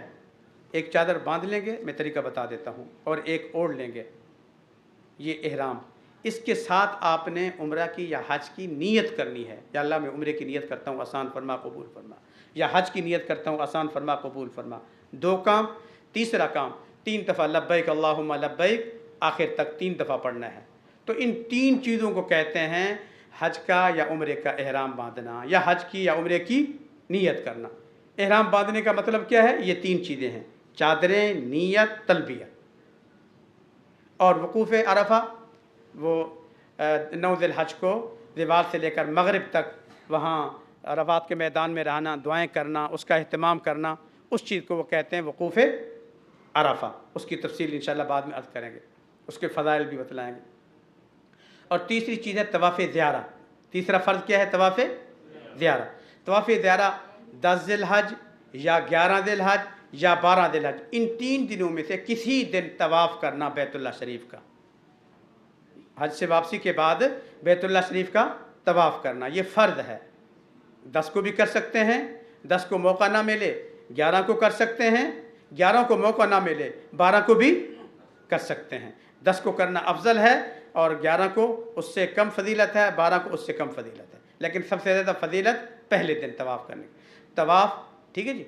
तो ये 3 फ़र्ज़ हो गए। और हज के अंदर 6 चीज़ें वाजिब हैं। हज के अंदर कितनी चीज़ें वाजिब हैं? कितनी चीज़ें? 6 चीज़ें वाजिब हैं। Number 1 वक़ूफ़ Muzdalifah. नंबर 1 साथ साथ कहते जाएं, वक़ूफ़ मुज़दलिफ़ा। नंबर 2 रमी, शैतान को कंकरियाँ मारना। Number 2 rummy. नंबर 3 क़ुरबानी। नंबर 3 ईद की नहीं, हज की कुर्बानी। ईद की कुर्बानी उसके अलावा है, वो यहाँ करें वहाँ करें आपकी मर्ज़ी, लेकिन वहाँ जो हम ये मसले में जो बता रहे हैं, ये कुर्बानी कौन सी है? हज की कुर्बानी। उसको दमे शुक्र कहते हैं, उसको दमे शुक्र कहते हैं, ठीक है जी, कुर्बानी। और उसके बाद चौथी चीज़ है हलक, सर के बाल मुंडवा देना। ख़वातीन 1 इंच की मिकदार में अपने सारे बालों को इकट्ठा करके काट लेंगे, ठीक है, हलक और कसर हो जाएगा। और 5वीं चीज़ है तवाफ़ ज़ियारा के बाद सही हज, और हज क़िरान में ये हज से पहले कर चुके हैं सही हज। और आखिरी वाजिब है वापसी के टाइम अलविदाई तवाफ़ करना, अलविदाई तवाफ़ करना। तो एक दफ़ा फिर सुन लें, वाजिबात हज कितनी हैं?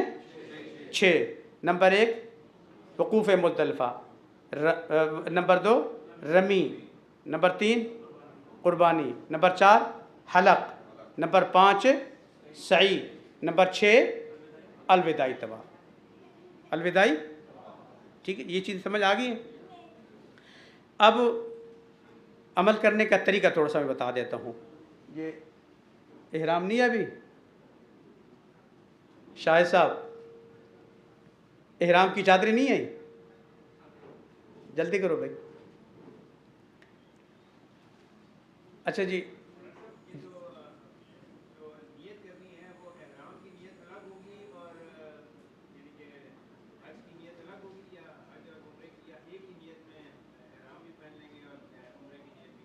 पहले आप एहराम बांध लेंगे, ठीक है, एहराम की चादरें बांध लेंगे, ठीक है।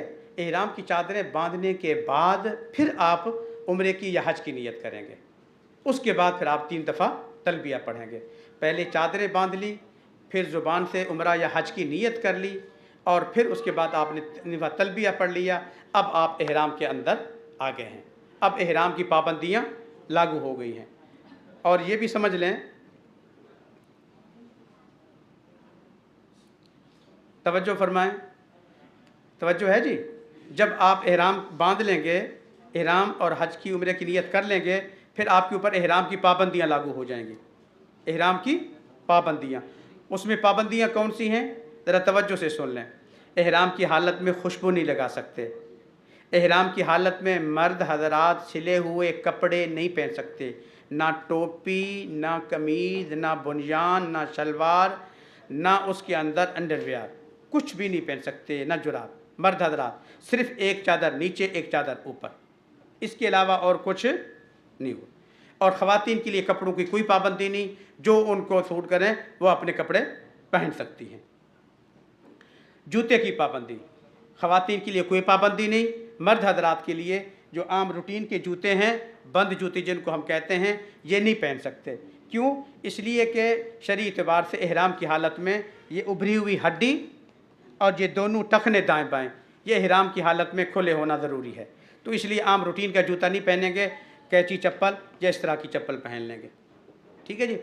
بال ناخن نہیں کاٹ سکتے، نہ مرد کاٹ سکتے ہیں نہ عورتیں کاٹ سکتی ہیں، نہ بال کاٹ سکتے ہیں احرام کی حالت میں، نہ ناخن۔ وضو بھی کریں گے، غسل بھی کریں گے، جو بھی کریں گے احرام کی حالت میں بہت احتیاط سے کریں گے، تاکہ یہ جسم سے بال نہ ٹوٹیں اور نہ ناخن وغیرہ ٹوٹیں اور گریں۔ ناخن بال کاٹنا منع ہے۔ اور احرام کی حالت میں میاں بیوی کے تعلقات، کیا شہوت کی بات بھی ناجائز اور حرام ہے۔ احرام کی حالت میں مرد حضرات کے لیے سر، چہرہ دونوں کو کھولنا ضروری ہے۔ احرام کی حالت میں سر اور چہرہ دونوں کو کھولنا ضروری ہے، اور خواتین کے لیے صرف چہرے کو کھولنا ضروری ہے۔ خواتین کے لیے صرف چہرے کو کھولنا ضروری ہے، لیکن اس کا بھی طریقہ یہ ہے کہ جو بوڑھی بزرگ خواتین ہیں ان کے لیے کوئی پابندی نہیں، لیکن جو جوان ہیں ان کے لیے امی عائشہ کا جو عمل ہے، سنت طریقہ ہے، وہ یہ ہے، ہمیشہ فرماتی ہیں کہ چہرے ہمارے کھلے ہوتے تھے، لیکن اگر کوئی غیر محرم کوئی بندہ سامنے آتا تو ہم کسی چیز سے، یہ مطلب پنکھا وغیرہ اس طرح کوئی بھی چیز ہوتی تھی تو اس سے ہم ایسے چہرہ اپنا چھپا لیتی تھی۔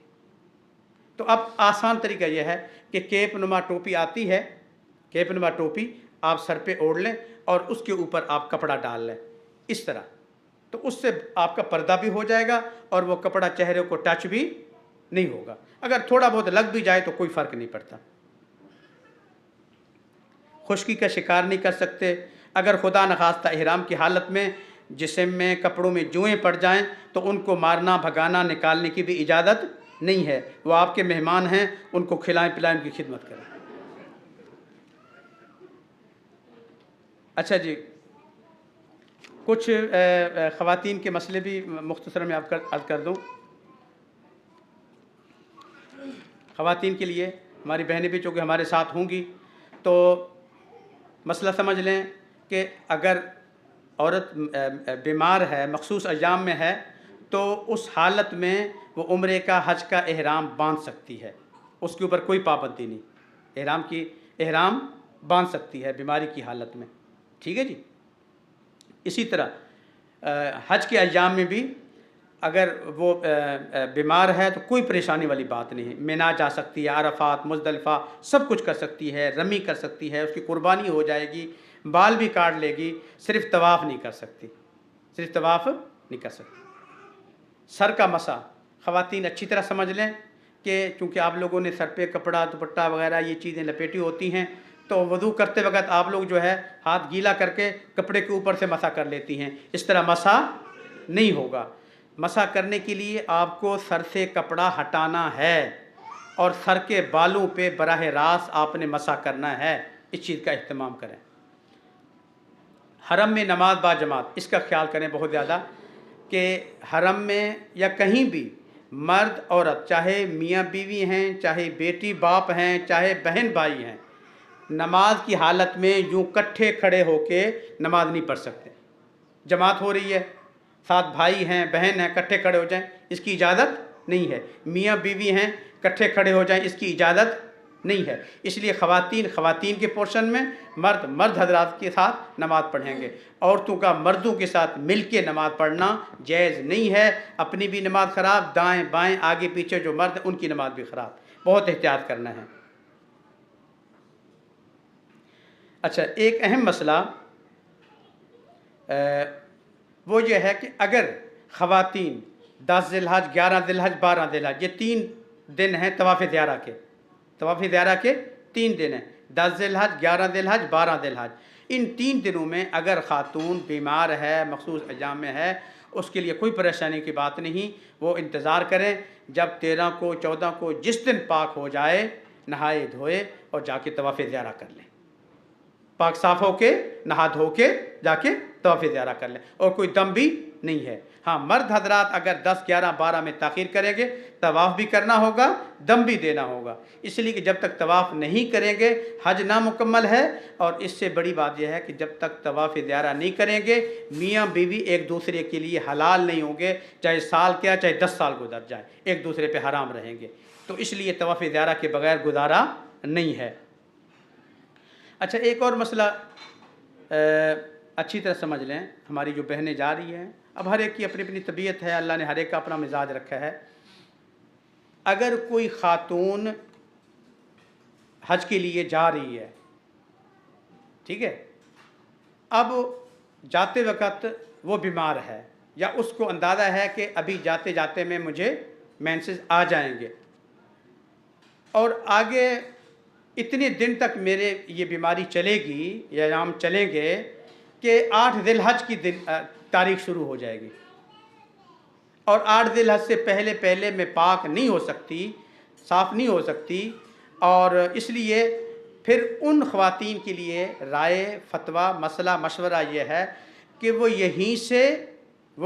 یہیں سے صرف اور صرف حج کی نیت کر کے جائیں، وہ پھر عمرے کی نیت نہ کریں، اس لیے کہ آپ 8 ذی الحج سے پہلے عمرہ ادا کر نہیں سکتی، بیماری کی وجہ سے آپ کو ٹائم ہی نہیں ملے گا، تو اس کے لیے پھر حکم یہ ہے کہ وہ عمرے کی نیت نہ کریں، وہ حج کی نیت یہیں سے کر لیں، یہی نیت ان کا چلتا رہے گا منا میں، عرفات، مزدلفہ میں، ان کے لیے کوئی پریشانی نہیں۔ سمجھ آ گئی بہنوں کو یہ مسئلہ؟ بڑا اہم مسئلہ ہے، نیت کر لیتی ہیں اور اس کے بعد کہتی ہیں اب ہم کیا کریں، اب ہمارے پاس ٹائم ہی نہیں ہے عمرہ کرنے کا۔ تو اس لیے جن کے پاس عمرہ کرنے کا ٹائم نہیں ہے تو وہ پھر عمرے کی نیت کریں ہی نہ، یہیں سے حج کی نیت کریں، احرام کے اندر رہیں، احرام کی پابندی آپ کے اوپر رہیں گی۔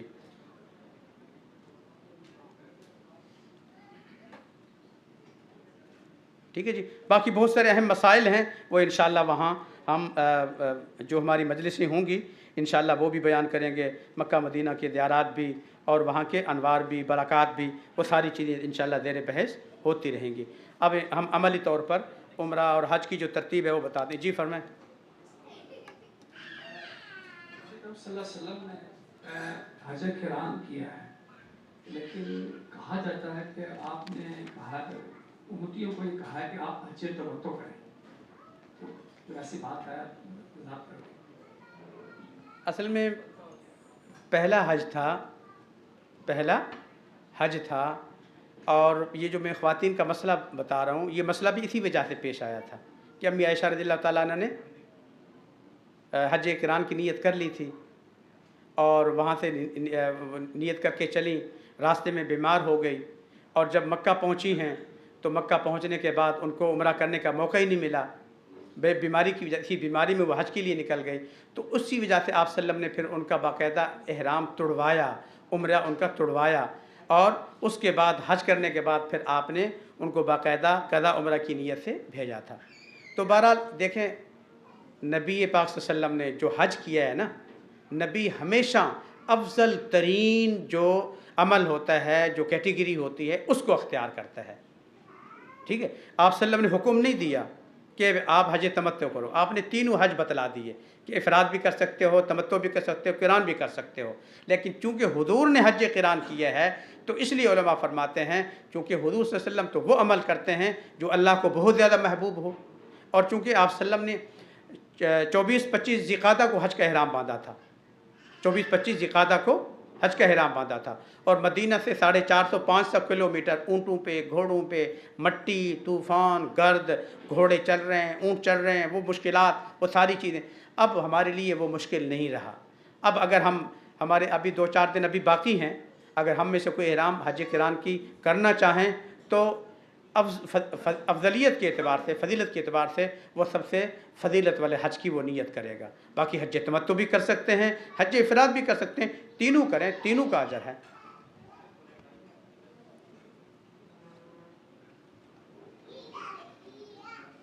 तवज्जो है भाई मर्द हजरात के लिए।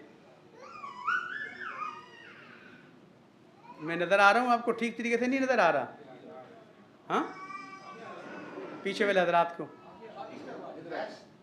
हाँ, असल में स्टेज उन्होंने इस दफ़ा छोटा बनाया,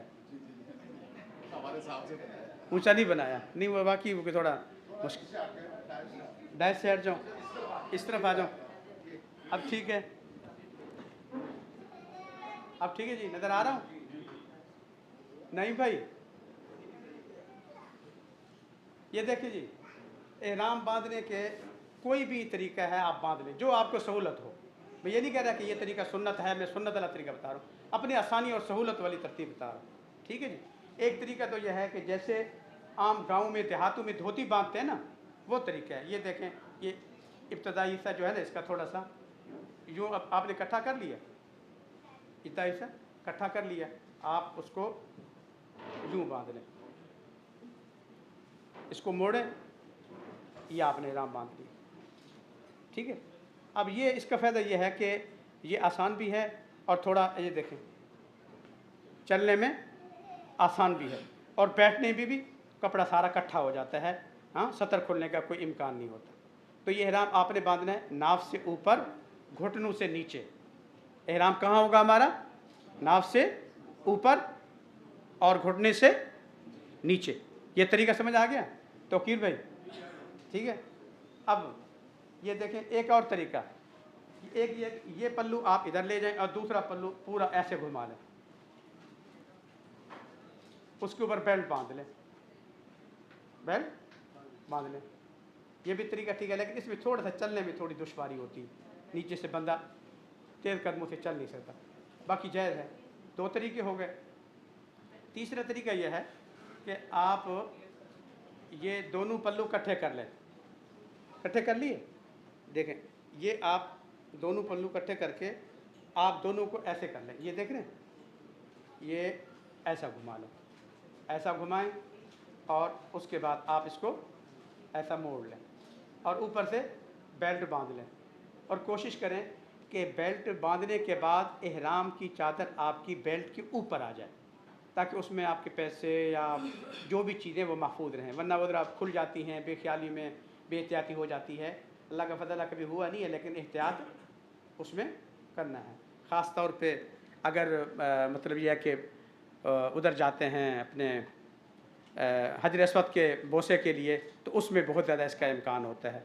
लेकिन बहरहाल मसले के एतबार से अभी से ये सुन लें, समझ लें अच्छी तरह कि एहराम की हालत में आप हजर अस्वद के पास नहीं जा सकते, बैतुल्लाह के करीब नहीं जा सकते, क्योंकि वहाँ खुशबू वाफिर मिकदार में लगी होती है, डाली होती है। आप खामखा वहाँ जाएंगे, हाथ लगाएंगे, खुशबू लगेगी, तो मैंने आपको बताया खुशबू लगने से क्या हो जाएगा? दम पड़ जाएगा। नाखून काटेंगे, दम पड़ जाएगा। ये जो पाबंदी आपको बताइए ना, एहराम की पाबंदियाँ हैं, उनका मतलब यह है कि अगर ये एहराम की पाबंदियाँ ख़राब करेंगे तो उसके ऊपर दम पड़ेगा, और 1000 रियाल में एक बकरी मिलती है, पता है?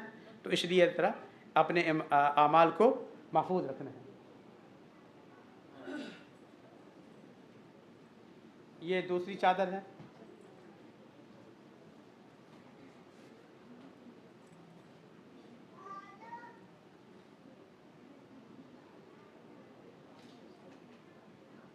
क्या लगा दिए खलबिन में?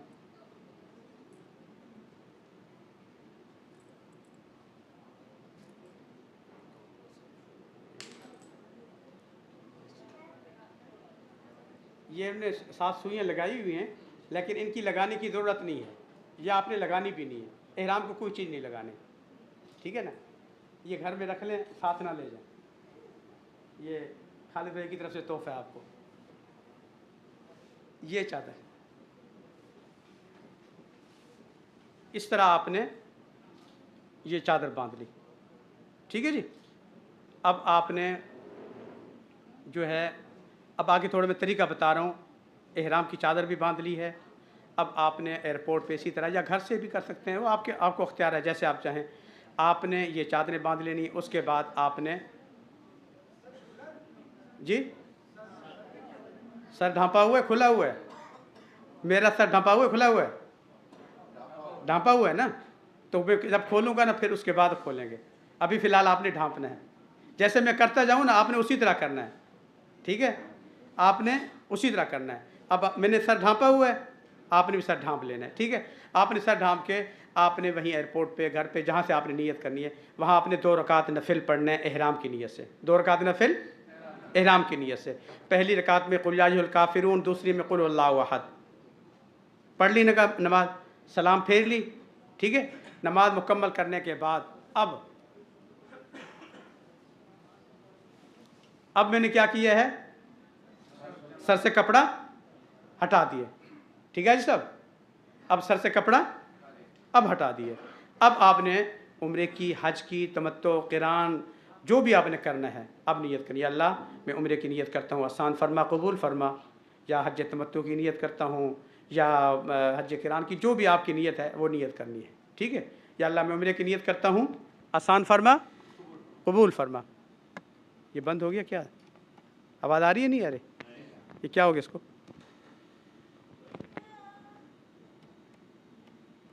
जी नहीं, कोई तार हिल गई है, ये चेक करो बेटा, कहाँ थे लिए? जी ठीक, जज़ाकल्लाह।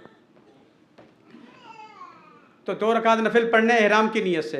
पहली रकात में कुल या अय्युहल काफिरून, दूसरी में कुल हुवल्लाहु अहद, ठीक है जी? सलाम फेरते ही आपने कपड़ा सर से नीचे कर देना है, ठीक है? अगर आपने इस तरह कपड़ा रख के नमाज़ पढ़नी है तो सर पे टोपी रख लीजिएगा, क्योंकि नफिल ये हम पढ़ रहे हैं, ये नंगे सर नहीं पढ़ने। अब आपने उसके बाद नियत की, अल्लाह मैं उम्रे की नियत करता हूँ, आसान फरमा, कबूल फरमा। उसके बाद 3 दफ़ा लब्बैक अल्लाहुम्मा लब्बैक, लब्बैक ला शरीक लक लब्बैक, इन्नल हम्दा वन निअमत लक वल मुल्क ला शरीक लक। कितनी दफ़ा?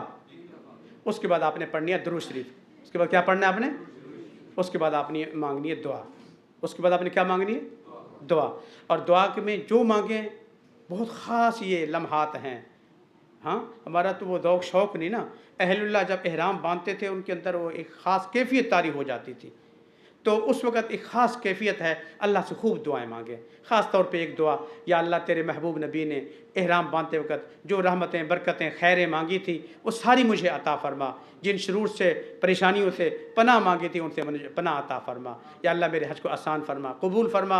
और एक दुआ हुज़ूर ख़ुद मांगते थे, अल्लाहुम्मा इन्नी अस्अलुका रज़ाका वल जन्नह व अऊज़ु बिका मिन ग़ज़बिका वन नार। या अल्लाह तेरी रज़ा और जन्नत मांगता हूँ, अता फ़रमा, और तेरी नाराज़गी, जहन्नम की आग से पनाह चाहता हूँ, उससे पनाह अता फ़रमा, ठीक है? उस वक्त ख़ास तौर पे ये दुआ, अल्लाह की रज़ा और जन्नत की तलब, अल्लाह की नाराज़गी और जहन्नम की आग से पनाह मांगनी, ठीक है जी? अब आप उसके बाद एहराम में आ गए। अब वो जो एहराम की पाबंदियाँ आपको बताई थी वो शुरू हो गई हैं। वो आप एक मिनट ज़रा मुझे ये बात ज़रा क्वेश्चन अभी थोड़ा रखिए ध्यान में, मैं बाद में जवाब दूंगा। अब ज़रा आगे चलने दें। एहराम बांध लिया आपने, नियत हो गई, तलबिया पढ़ लिया, अब रास्ते में सारा तलबिया पढ़ते जाना है, लब्बैक अल्लाहुम्मा लब्बैक। मर्द हज़रात ये बच्चों को ज़रा तलबिया पढ़ने से रोक दें, जो तलबिया पढ़ रही है ना, ये सबका बच्चों का तलबिया तो ये है ना, हंसना या रोना, हंसना या रोना। अच्छा जी, तो अब आपने सारे रास्ते में क्या करना है? तलबिया पढ़ना है, और एहराम की जो पाबंदियाँ बताई हैं उनसे बहुत एहतियात करना है। अब हम अदीदिया पहुँच गए, वहाँ अदीदिया पहुँच के इंशाअल्लाह वहाँ जो खालिद भाई तरतीब बनाएंगे, शेड्यूल बनाएंगे, उसके मुताबिक हम इकट्ठे इंशाअल्लाह उम्रा करने जाएंगे, ठीक है जी? उम्रा करने जाएंगे, वहाँ दोबारा आपको चीज़ें इंशाअल्लाह मैं बता दूँगा, ताज़ा वहाँ लेक्चर दे के, रहनुमाई करके वो सारी चीज़ें बता दूँगा। लेकिन मुख्तसरन मैं आपको अभी कुछ चीज़ें बता देता हूँ ताकि आपके जहन में अभी से हों। अब आपने जाना है बैतुल्लाह शरीफ, मस्जिद में दाखिल होना है, दायां पाँव मस्जिद में दाखिल करेंगे, आप दुआ पढ़ेंगे, बिस्मिल्लाह वस्सलातु वस्सलामु अला रसूलिल्लाह, अल्लाहुम्मा ग़फ़िर ली दुनूबी, अल्लाहुम्मा फ़्तह ली अबवाब रहमतिक, अल्लाह रहमत के दरवाज़े खोल दे। नज़रें नीचे रखेंगे, चलते जाएंगे चलते जाएंगे, सीढ़ियाँ उतरेंगे, जब सीढ़ियाँ मुकम्मल उतर जाएंगे तो उसके बाद हम सीढ़ियों से दाएं बाएं हो जाएंगे, थोड़ा सा रास्ता छोड़ के दाएं बाएं हो जाएंगे। फिर हमने नज़र उठानी है, सीढ़ियों से उतरने से पहले हमने नज़र नहीं उठानी, ताकि बैतुल्लाह को नज़र पड़े तो एक ख़ास कैफियत में नज़र पड़े। ठीक है जी। तो नज़रें नीचे रखेंगे, चलते जाएंगे, तलबिया पढ़ते जाएंगे, तलबिया पढ़ते जाएंगे, तलबिया पढ़ते जाएंगे, सीढ़ियों से उतर जाएंगे, रास्ता छोड़ के साइड पे खड़े हो जाएंगे। और फिर वहाँ थोड़ा सा पहले सोच लेना है कि मैंने बैतुल्लाह की पहली नज़र पे मांगना क्या है, वो आप पहले सोच लें, जल्दबाजी ना करें, सोच लें वो चीज़ें जो आपके दिल में हैं, जो आपको किसी ने कही हैं, वो फिर आपने नज़र उठानी है और बैतुल्लाह के आपको सामने बिल्कुल नज़र आएंगे, पूरा बैतुल्लाह आपके हकीकी आंखों से हकीकी तौर पे नज़र आएगा। फिर आपने यूँ हाथ उठाने, अल्लाहु अकबर ला इलाहा इल्लल्लाह, अल्लाहु अकबर ला इलाहा इल्लल्लाह, अल्लाहु अकबर ला इलाहा इल्लल्लाह। ठीक है जी। यूँ नज़र आ रहा है आपको? इस तरह हाथ उठा के आपने ये कलमात कहने हैं।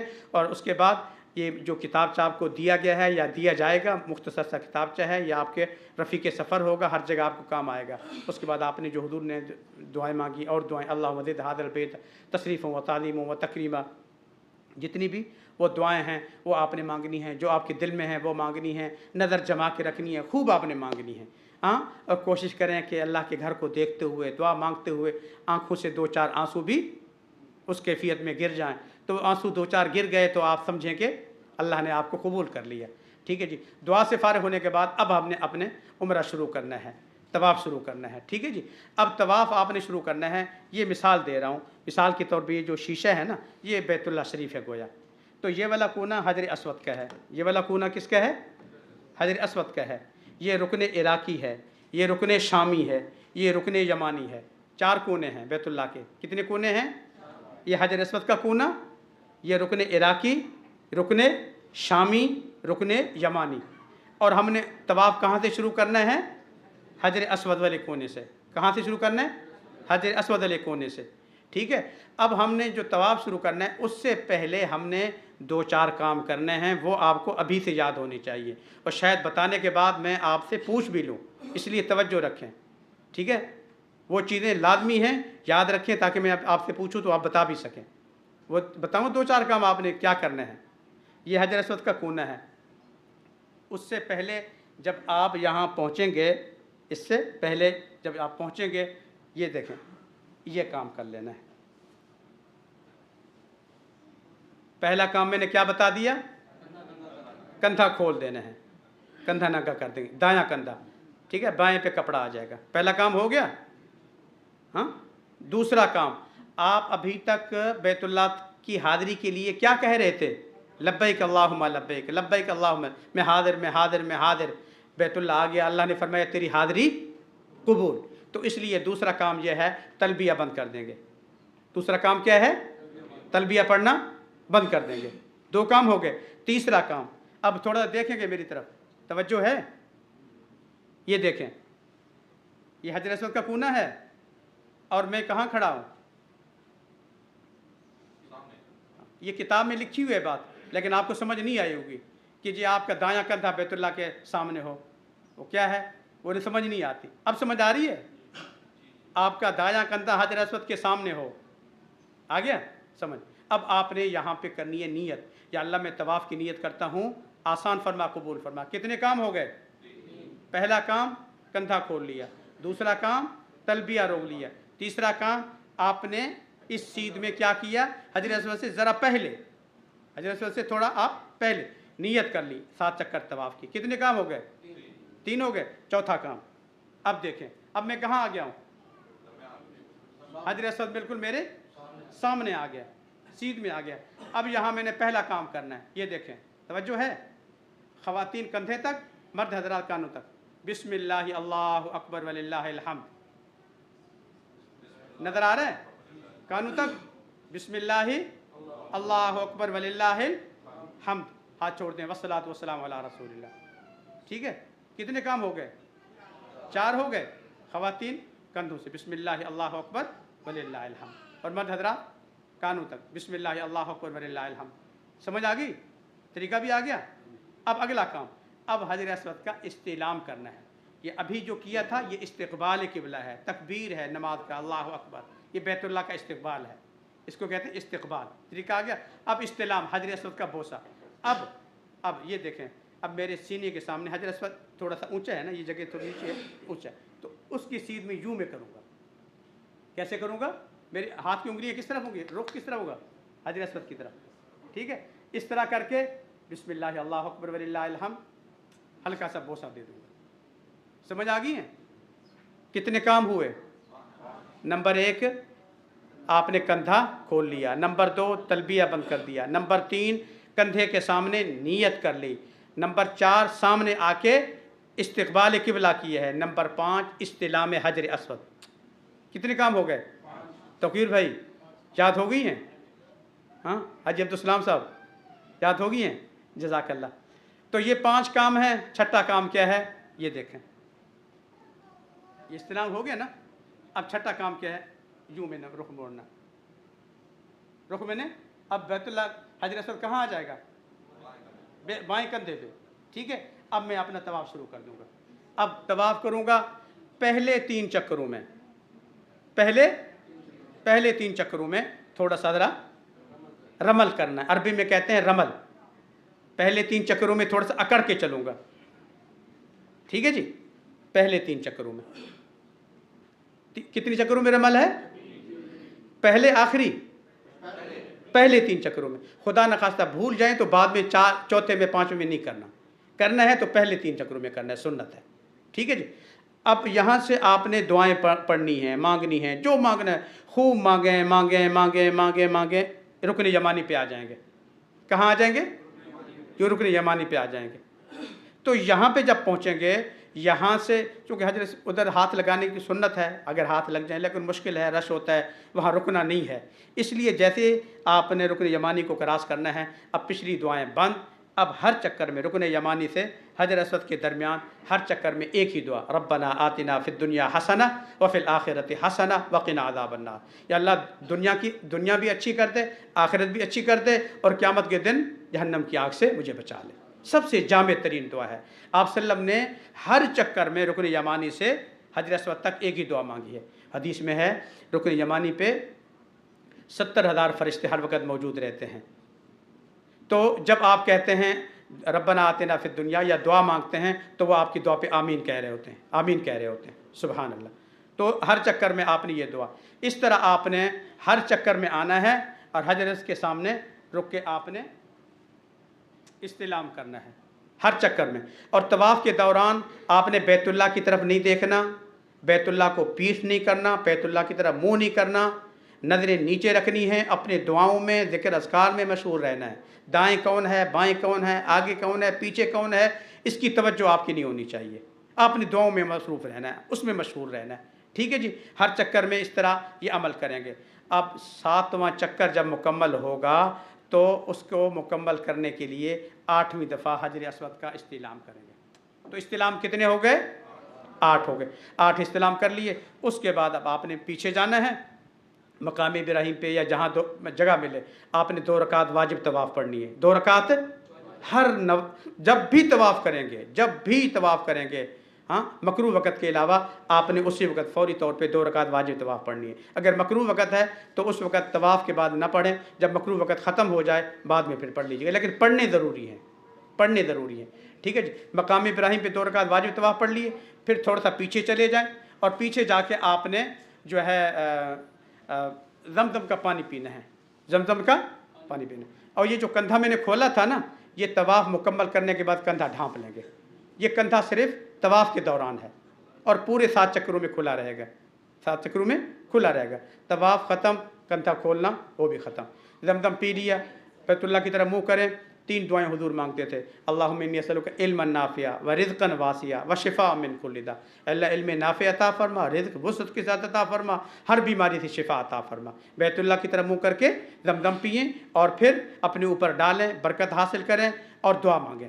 دعا سے فارغ ہوئے، اب ویسے تو صفا اس طرف ہے، ٹھیک ہے، لیکن راستہ ڈائریکٹ ہم نہیں جا سکتے، تو اس کے لیے ہمیں تھوڑا سا یو ٹرن لینے جانا ہے، تھوڑا سا یو ٹرن لے کے پھر ہم نے واپس آنا ہے۔ اچھا، یو ٹرن لے کے جب واپس آئیں گے نا، ادھر سے واپس آتے ہوئے آتے یوں حجر اسود بھی یہاں مجھے ملے گا، حجر اسود तो एक दफ़ा फिर रुकना है, हाजर अस्वद का इस्तिलाम करना है। तो कुल इस्तिलाम कितने हो गए? 9 हो गए। कितने हो गए? 9 हो गए। इस्तिलाम करना है और साथ ही सफ़ा की पहाड़ी है, आप उसमें चले जाएं। वहाँ जाके आपने बैतुल्लाह की तरफ मुँह करना है। किस तरह मुँह करना है? बैतुल्लाह की तरफ मुँह करना है। यूँ हाथ उठाने हैं। कैसे उठाने हैं? जब बैतुल्लाह को देखा था तो हाथ कैसे उठाए थे? यूँ। अब बैतुल्लाह को उठाएंगे, देखेंगे तो दुआ की तरह हाथ उठाएंगे। दुआ, तीसरा कलमा पढ़ें, चौथा कलमा पढ़ें, दुआएं मांगें। हाँ, वो किताब में दुआएं लिखी, वो सारी चीज़ें आप मांग लें। उसके बाद अब आपने सफ़ा मरवा की सई की नियत करनी है। किसकी नियत करनी है? सफ़ा मरवा की सई की नियत करनी है। ठीक है जी। अब सई की नियत करने के बाद अब सफ़ा से आपने मरवा जाना है।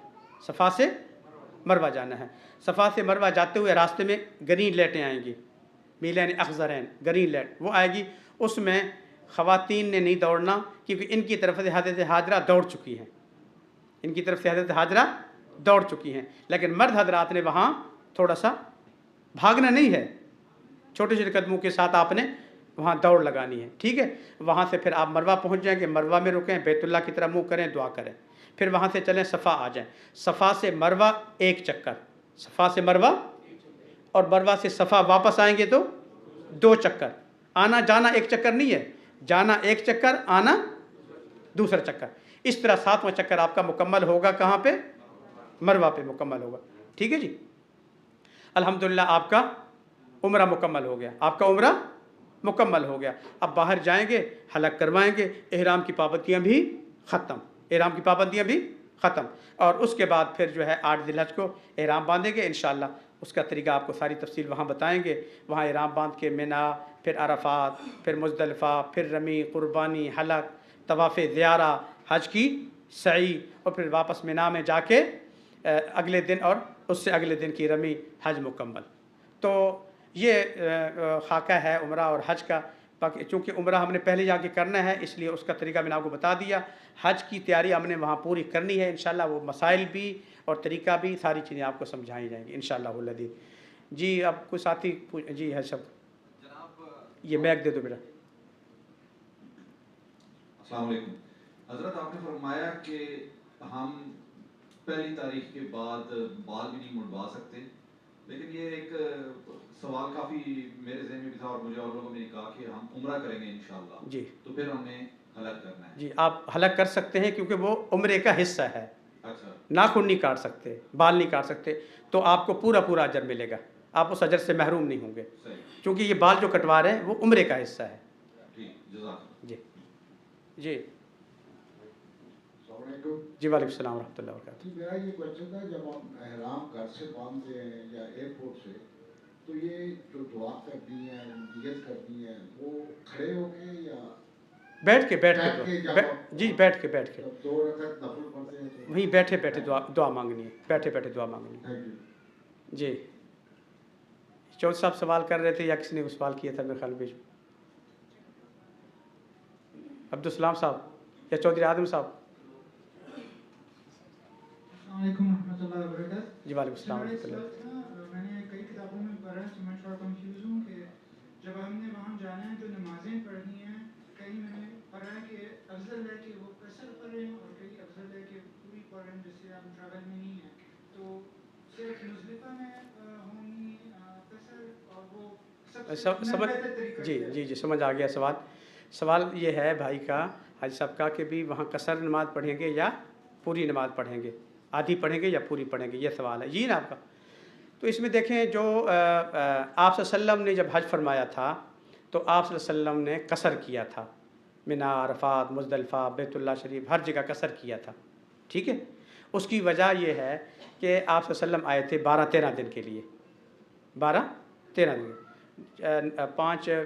4-5 ज़िलहज को पहुँचे थे बैतुल्लाह शरीफ, मक्का पाक, और उसके बाद 13 ज़िलहज को आप रमी करके वापस तशरीफ़ ले गए थे।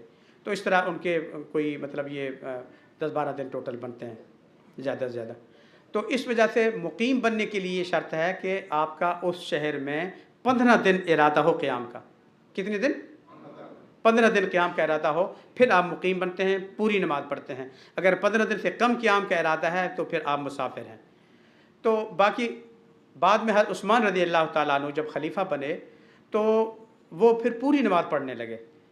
تو اس پر صحابہ کرام نے عرض کیا کہ امیر المؤمنین آپ نبی پاک صلی اللہ علیہ وسلم نے بھی قصر کیا تھا, ابو بکر عمر نے بھی قصر کیا ہے, آپ بھی کچھ عرصہ قصر کرتے رہے, اب پوری کیوں پڑھاتے ہیں؟ تو اس پر انہوں نے اس کی حدیث کی وضاحت فرمائی کہ ان حضرات نے قصر کیوں کیا تھا, وہ خود ہی بتا دیا. عثمان نے فرمایا کہ حضور صلی اللہ علیہ وسلم تشریف لاتے تھے, حج کرتے تھے, 5-10 دن میں واپس تشریف لے گئے تھے.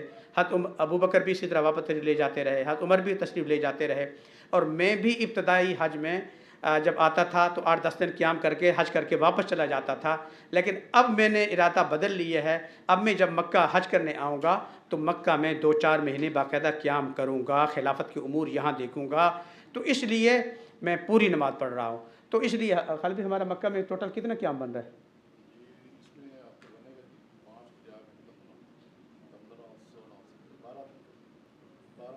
12-13 دن سب کا, جو 20 دن والے ہیں. جی جی جی مدینہ کے لیے 5, اچھا, مطلب 15 دن ہمارے پورے نہیں ہو رہے اس سب کا, 19, 20, 21, 22 دن جتنے بھی ہیں. بس ٹھیک ہے, ایک بات کنفرم ہو گئی, خالد بھائی نے بتا دیا ہے کہ ہم لوگ جتنے بھی حاجی حضرات ہیں تو ہم سارے لوگ, ہمارا جو مکہ کا ٹوٹل قیام بن رہا ہے وہ 12-13 دن بن رہا ہے, زیادہ 14 دن 12 دن بن رہا ہے. تو اس لیے پھر ہم سب لوگ جو ہے نا ہم قصر کریں گے. ٹھیک ہے.